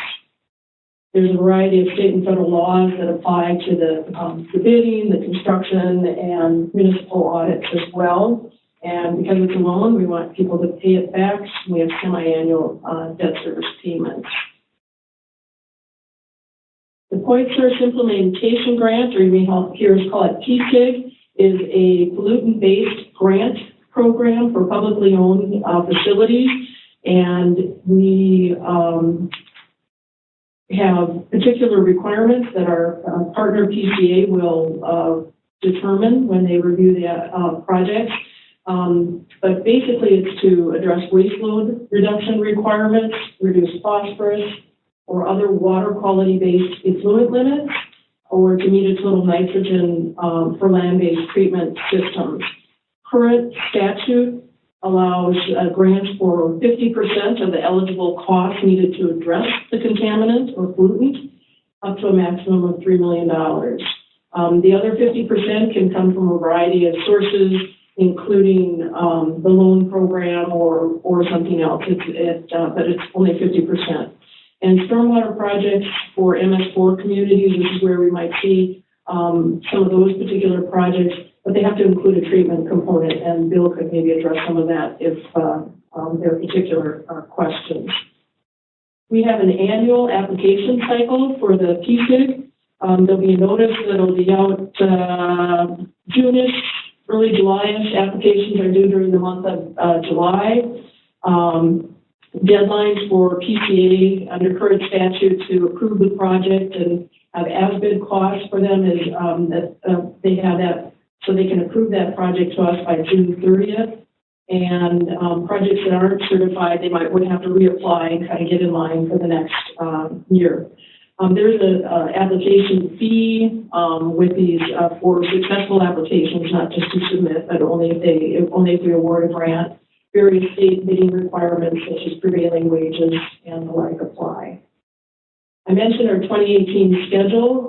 This is for the project priority list and the intended use plan. For those that are seeking placement on the Pollution Control Agency 2018 project priority list, they need to submit by March 3rd their request, and if they've got a stormwater project, they need to submit their stormwater plan or project plan or their facility plan for wastewater projects by March 3rd. So that date is not far away.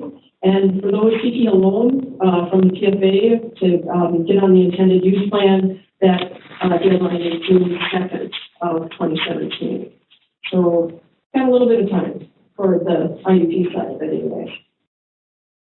We have lots of information, including the existing, the 2017 project priority list, intended use plans, our various application forms and contract packets, staff contacts, which might be of most interest for geographically assigned, and we'd be very happy to visit with folks about projects or questions they have about the Clean Water Revolving Fund, PSIG, or other of our programs. And with that, I'll pass it over to Mr. Dunn, who I'm sure has some things.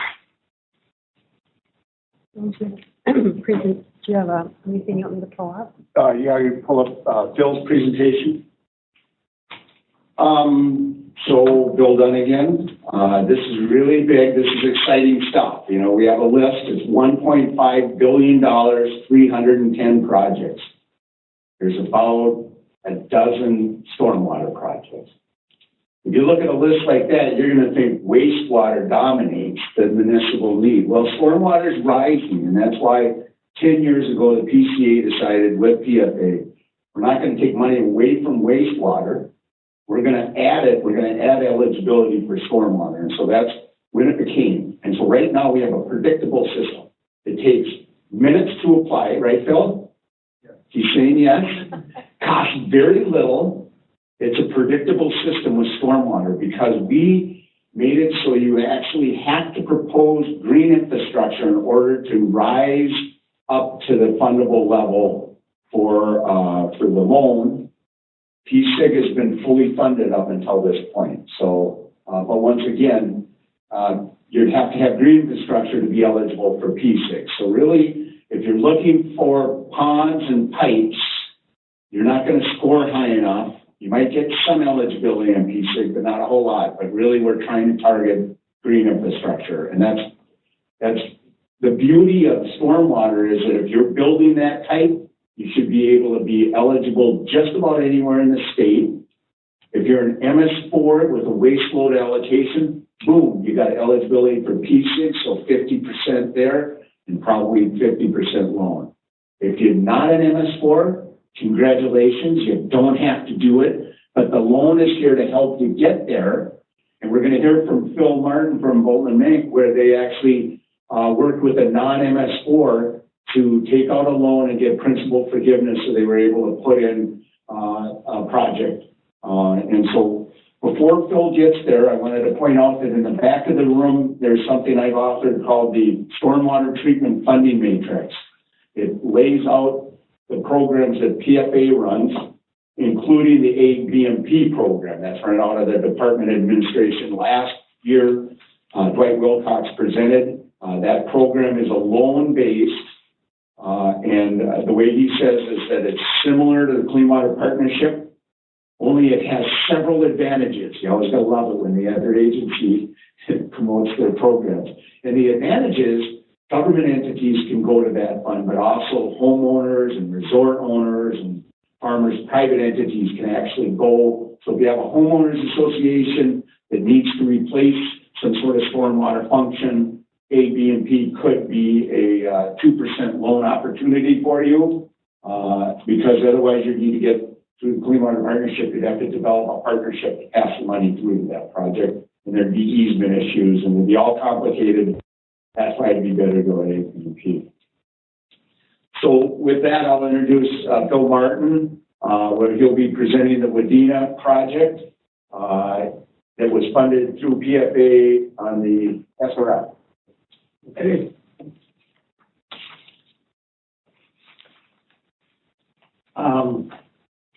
I guess I'm going to come at this from a little different. I realize I'm in the metro, and this is probably how we were able to get projects done outstate. Kind of fit within our wheelhouse because some of the communities that we deal with outstate have very low, let's say, their median household income is low. So for some of the state revolving fund programs, whether it's the Clean Water Revolving Fund for sanitary sewer, the Drinking Water Revolving Fund for water. Very familiar with that whole process, but programs that Bill's talking about here just fit in nicely with our understanding of how to try and deliver some cost savings and some funding opportunities for our clients. I've talked about, I know that Bill told me really hit the funding. It isn't about your project, it's about the funding. I got to talk about the project to get to the funding, so bear with me. Yep, I'm there. Okay, so quickly I'm going to go through this. I'll try and skip through slides to get to the funding aspects of it.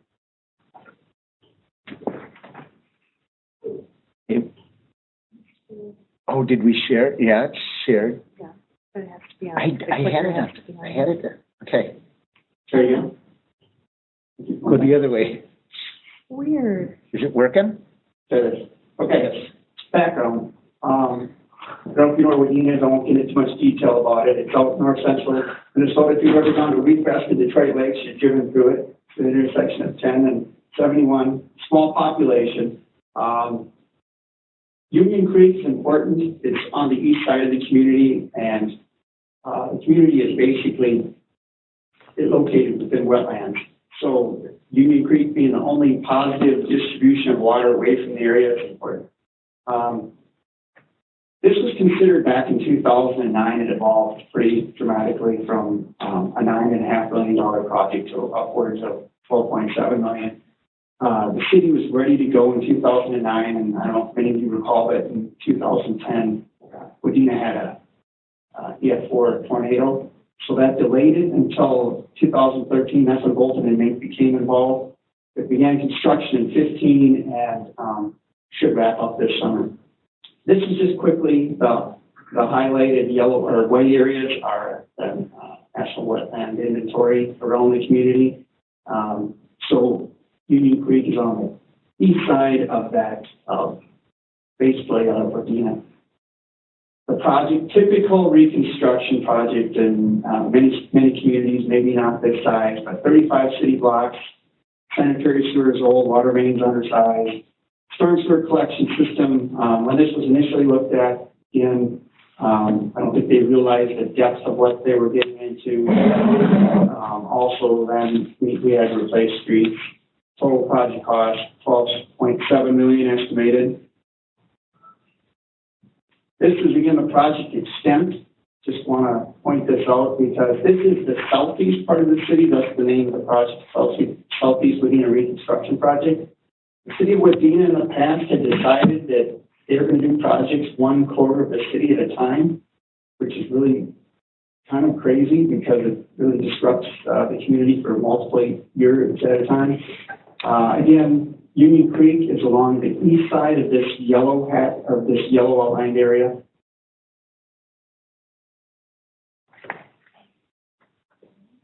Okay, so we had to change funding. We looked at rural development, wasn't a good fit. We were very familiar with state revolving funds. We knew there was going to be some county state aid impacts and county local sales tax, and so we chased basically state revolving fund dollars. Get into the stormwater aspects. There were, from my knowledge, there's 8 to 10 outfalls in the city of Wadena, and they all discharge into Union Creek. All of the stormwater is collected from the west side of the community to the east side of the community. None of them have any form of impoundment or treatment. It's just directly into Union Creek. The Garfield system that served the south central part of the community, coming from west to east, 247 acres with a cumulative impervious of 35%, through residential areas mostly. And then Union Creek, which again is our positive drainage conduit away from the area, is a trout stream. We think there's a delay. I think we're running off the flashlight. Okay. So visually, I want to just kind of give you what we were doing. The green stars are the outfalls that we addressed with this project that went right to Union Creek. The red ones were small areas that weren't part of our project. One of the stars is, as you can see, it probably be the fourth star down, and it's green. Actually, is the Garfield Avenue outfall that went underneath one of the manufacturing buildings. This is probably not something, maybe in the metro they plan things better than they do in outstate, but occasionally we run into situations where economic development opportunities came along and that ditch that used to discharge to the creek became a pipe and got covered up, and then the building got built over the top of the pipe, and so we run into these situations where now we're going to reroute that discharge. The other thing again to point out is that Union Creek is essentially paralleling the east side of the project. Some other stormwater aspects real quickly. Back in 2012, when this 2013 PPO was established, I think the previous engineer thought they were looking at a much lesser replacement of the collection system. I don't believe there's any dollars thought or tied into any type of a stormwater treatment before it went into Union Creek. To do some type of treatment, we had to look for land. The only available land we could find was right next to Union Creek, so that means we were right at water table, nearly. It took away our infiltration opportunities for BMP. So we instead chose to do a pretreatment sedimentation basin and then a bioretention basin before discharging. And the last thing I just want to point out is, as we got into this, and again, we were very familiar with the drinking water revolving fund and how to basically the process and score well there. The clean water revolving fund with sanitary sewer, we understood that very well. The stormwater was different. But as we talked with Bill and his group on this, we started talking about some of these things that we were dealing with, we kind of got some ideas. And I'll talk about those narrow residential streets in a second. So this last summer, we got the ponds roughed out. We got them vegetated. This is the Aldrich Pond. What you're looking at on the left is basically the grass is established. You're looking at the pretreatment forebay, the rock weeper overflow, and then the back one, the back cell will be the amended soils that will be put in there. The amended soils are again a combination of the state-approved compost, topsoil, and then sand, clean wash sand. Then to the right, upper right, this November, we're able to actually get the contractor to start to put in the amended soils for the bio treatment area. And then on the lower right is we actually have the forebay done, and we have the soil amendment in the bio basin there. So getting back to the narrow streets, we actually came upon this because we had the residents that wanted to bring the cost of the project down. In Wadena, they had most of their streets were 46-foot wide curb base to curb base, and the amount of traffic in Wadena is dramatically less than what you deal with here. But we tried to show them graphically how we could bring those streets in by 5 feet on each side. We would get a cost reduction. We would get a great green benefit. We would slow traffic down because a lot of the streets in Wadena being so wide, we would have freight traffic that would come off of county roads. They could take any side street because they were wide enough. So by bringing these streets in, we kept telling the residents there's all these great values. They weren't buying it. And it went from young constituents to old constituents. The old constituents thought that was crazy. It was unsafe. There wasn't enough room to park. We were just going to create basically a bumper car derby, if you will, across these streets. We were able to actually kind of push this through at a public hearing where we actually talked to them about, well, we are narrowing it up. These people actually slow down. We'll be Minnesota nice, and if we encounter another car and there's 2 cars parked on each side, we'll just let one go and the other one will go. But then we talked to them about, well, we're going to start to reduce the impervious by about 2.5 acres. You're going to have all this other green space. When the city piles the snow, you won't have to shovel it off your sidewalk or be on the boulevards. We can have tree canopies. We can cut down the amount of runoff. We can affect the temperature of the runoff. Just a lot of positive things. And then we said, and this helps us chase funding to offset the project cost. Well, then this law looked pretty good, and it got better. So this was. It evolved. It wasn't our idea. It came off some of the ideas that Bill had about how to try and look at some of the green project reserves. So in the end, our funding experience was we did get county state aid dollars. We did get a local road improvement grant to help offset some of the pavement, the thicker pavement we put in on the truck route. Our experience, again, we knew the drinking water revolving fund, and we knew the revolving fund with clean water for the sanitary, very familiar. We ended up getting low interest loans, about I think $3.5, $4 million at 1% for 15 years for both water and sanitary sewer part. The clean water revolving fund for the storm, that was a little bit new. That was a wrinkle that we didn't realize how to do that as well. And I just got to be honest with you, as an engineer, we like templates. We like what was done before, because we can then know how to do it, and we can customize it for our particular city and do it very efficiently. the stormwater project plan, we hadn't done a lot of, so we went back to the statutes and read on what we needed to provide with that. Worked a lot with Tyler Hastings. I don't know if he's still here, but worked with him quite a bit on this. Got, you know, are we meeting what you need? Oh, you know, we got to go work on this. You know, we did modeling of the city. We determined our staff used bids and came up with theoretical pollutant removals and stuff.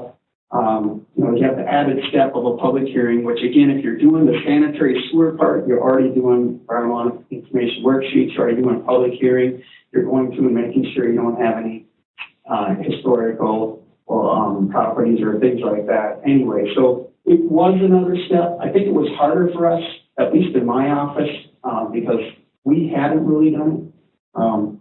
But again, it was a give and take. And in the end, we got a low interest loan, and I call it a GPR grant, but I suppose it's really loan principal forgiveness, so it's still a grant, whatever they call it, it's a grant. We didn't have to pay that. So about $1 million, which really helped because we were looking at an anticipated stormwater project cost of $5.4 million.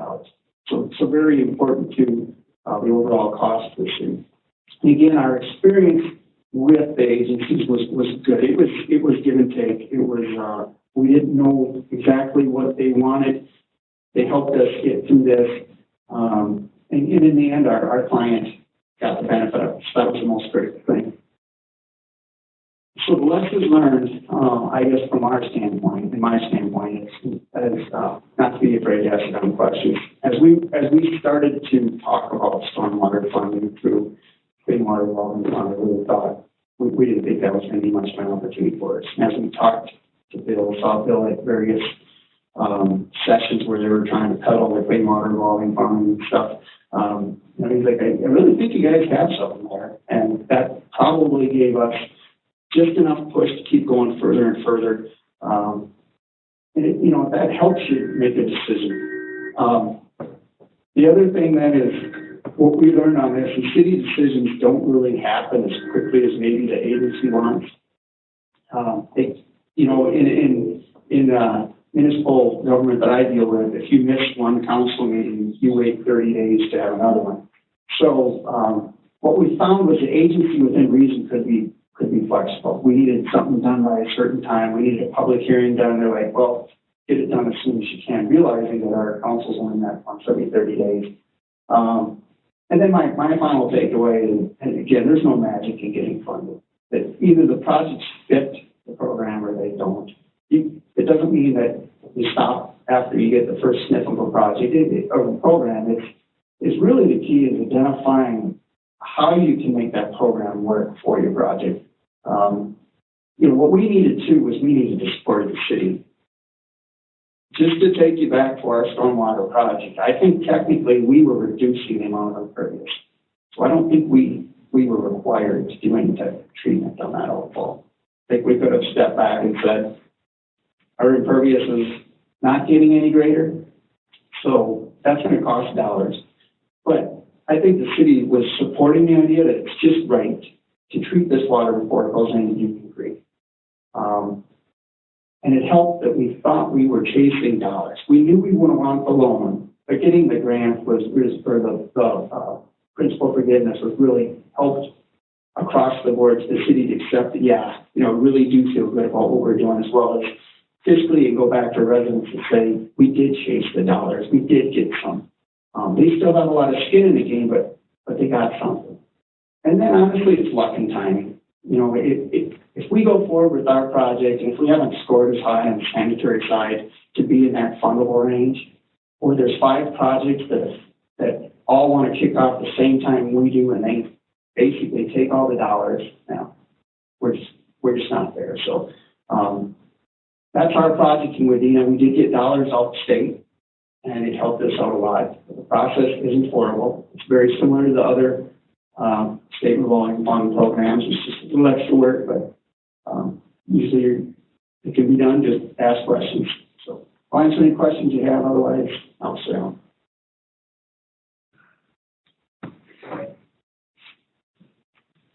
I just want to do a point of clarification, is that for all PPL projects, PSIG or SRF, you do have to have treatment involved in it.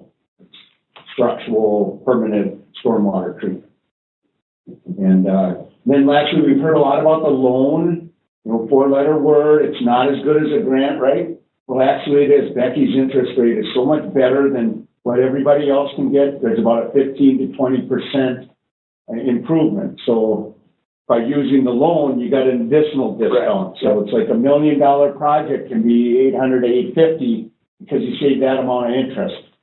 So that's why it's primarily a low interest, loan-based project with supplemental grants. Questions?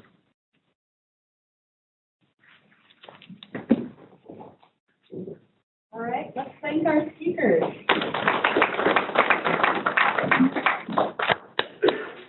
All right, and last but not least, we have one more speaker for the afternoon, and we're actually going to finish early, so that's really good news. So for those of you who are on the webinar, Joe does not have a presentation, so you can listen. So, Joe, you want to come up? We have Joe Mulcahy from the Metropolitan Council. Joe was here last year talking about the various grant opportunities that the Met Council had. He's here to share some new information with you.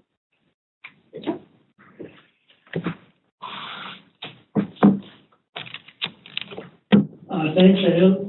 Nice to see you all.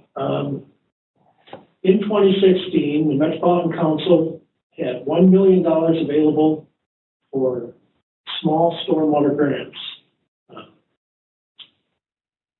In 2016, we had 23 applicants requesting $2.9 million. We awarded 9 grants for a total of $1 million. We plan to do roughly the same program in 2017, but there are going to be some slight changes to it. The changes were generally requested by our council members and by our executives at MCES. The reason I don't have a presentation is because these changes have not yet been officially made. We go to our Environment Committee on Valentine's Day, February 14th, for their approval. And on February 22nd, we'll go to the full council for their approval. Then I can talk about officially what our program is. So what I'm going to say today is basically unofficial, but this is the way we expect it's going to work. We don't expect any major changes to this. The maximum amount of our grants is $200,000. It's a 25% match is required. We pay on a reimbursement basis. So basically the organization has to perform the project and we will reimburse them for 75% of the costs. Because we only have $1 million total available, in 2016, only watershed districts and watershed management organizations were eligible to apply for the grants. For 2017, we're also going to add soil and water conservation districts to that because we got a request for it. Some other changes are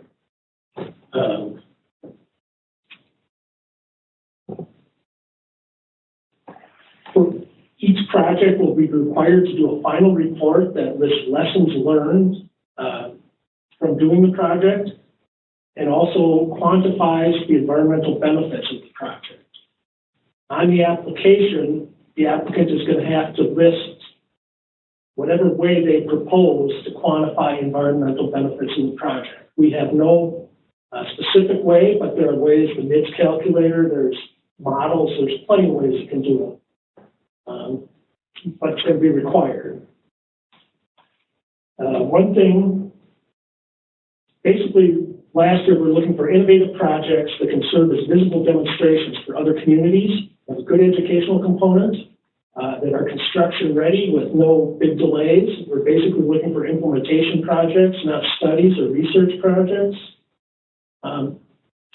We'd also like to focus on multiple benefits, including volume reduction, stormwater reuse, difficult pollutants such as chloride, nitrate, or bacteria, difficult sites such as small sites, redevelopment sites, contaminated or compacted sites. And we're also interested in projects that provide a greater than required treatment, so treatment train type projects. We gave additional credit to projects that benefited impaired waters and were identified in TMDL plans or RAPS plans. Projects that had multiple partners, that leveraged other funds, that integrated other water issues such as water supply or groundwater, and supported the equity and sustainability principles of Thrive MSP 2040, which is the Metropolitan Area Development Guide. Again, we got a request for $2.9 million last year. We ended up funding 9 projects for a total of $1 million. 4 of those projects were for stormwater, basically rainwater reuse from riprap. Besides having soil and water conservation districts eligible to apply for the grants this year, we have a few other changes.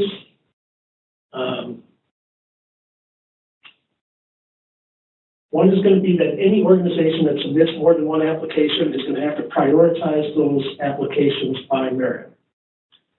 One thing the council members asked us was to try to get a greater geographical balance, to get the projects more evenly spread out across the metropolitan area. Because WMOs and watershed districts were the only ones eligible, this is because there are 180 local units of government in the metropolitan area. We thought we'd just be inundated if every city could send in an application.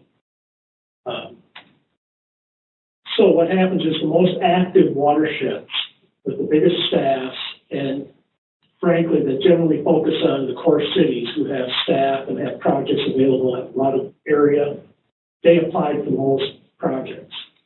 We funded more than one project for certain organizations, but then when we map the projects, they're right on top of each other. It doesn't really give us a geographical distribution.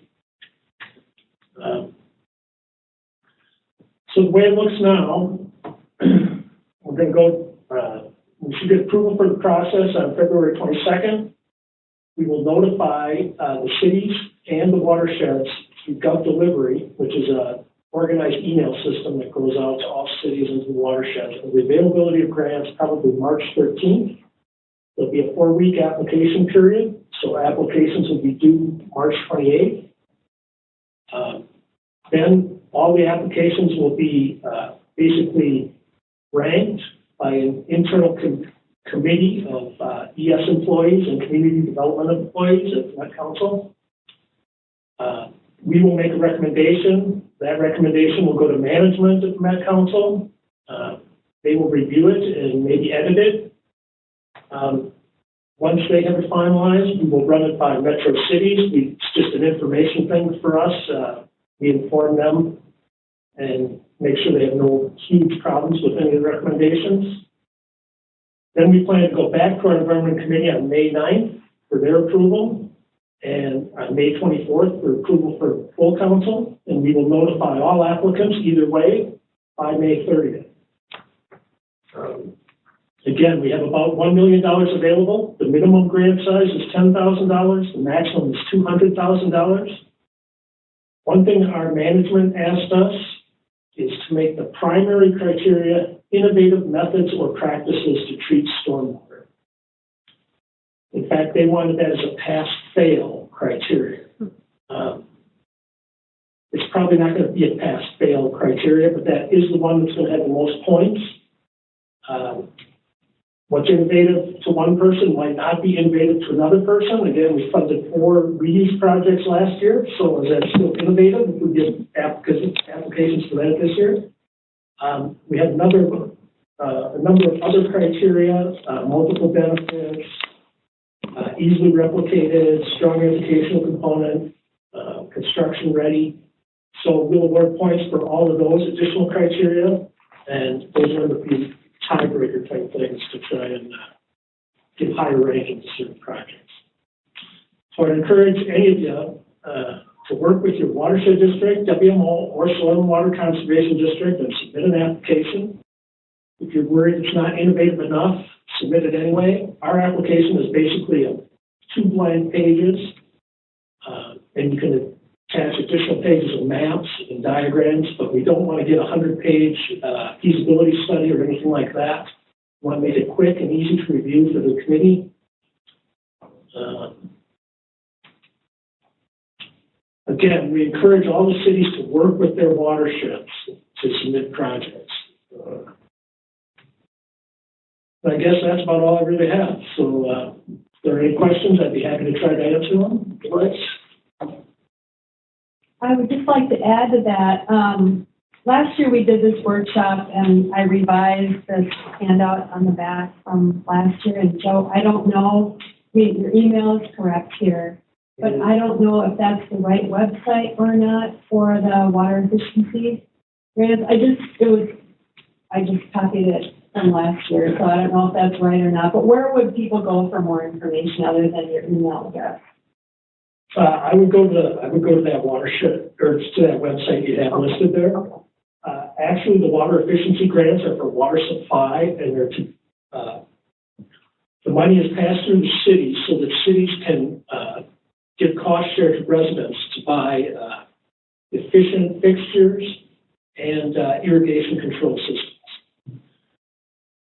I think we spent all the money we had for those grants last year, and we currently are requesting more funds from the Clean Water Fund for that for this year. I have not heard if we've actually gotten those funds yet, or if it's been decided. But certainly go to our website, and they should have all the information, and you should have a contact person. I believe it's Brian Davis in the water supply. He mentioned administered those grants. Otherwise, you can contact me about the stormwater grants. I just wanted to, again, highlight this handout. Everyone's contact information is on here, all the like Pete's and Phil's.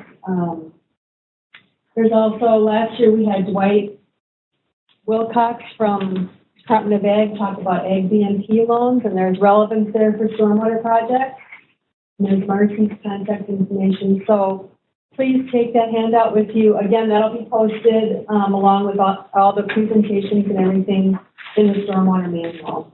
So you can just go right there and you don't have to type in the URL. You can just click on that for using time. So any questions for Joe about these net council grants? I know he's kind of putting his neck out on the line here because it's not official yet, but he agreed to come and tell you what's coming soon. Anyone else? Okay. Good presentation, Joe. The question is, what areas would you consider more feasible since you're looking for geographic balance for this coming year? The geographic balance, we assign points, we have categories, but it still ends up being subjective. It's based on the individual reviewers and what they think. But if we get more than one application from one organization, that's certainly going to sort of count against the geographic balance. Basically, we'd be looking at sort of a target,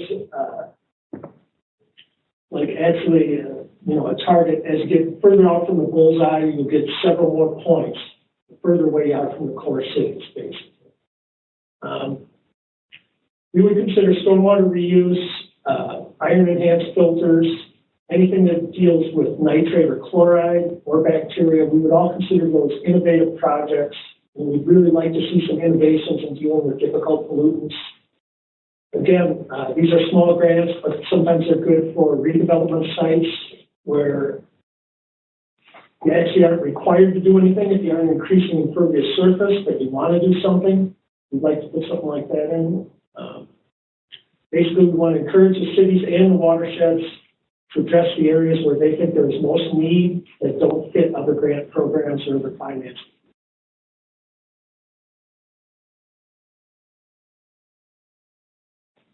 Any other questions for Joe? None from the online audience. Okay. All right. Well, thank you all. Let's give Joe a hand. So just in closing, I know we packed in a lot in a short amount of time. The message here is there are lots of funding opportunities available for stormwater projects. Spread the word. work with your watershed district or FWCD or WMO if they're the only eligible applicants. Stay tuned with what's going on with other funding sources. Again, I've listed as much as I know about the funding sources for stormwater in the stormwater manual, and I try and keep up with, the dates that the applications close and so forth. So, like, for example, I just noticed this morning LCCMR is, their application is open, and they have funded stormwater projects. So be creative, continue to look for funding sources, look in the stormwater manual for information that I put in there, and share ideas with others, and let's get good stormwater projects funded, and let's make a difference in our water quality. So with that, thank you very much for coming. That's it.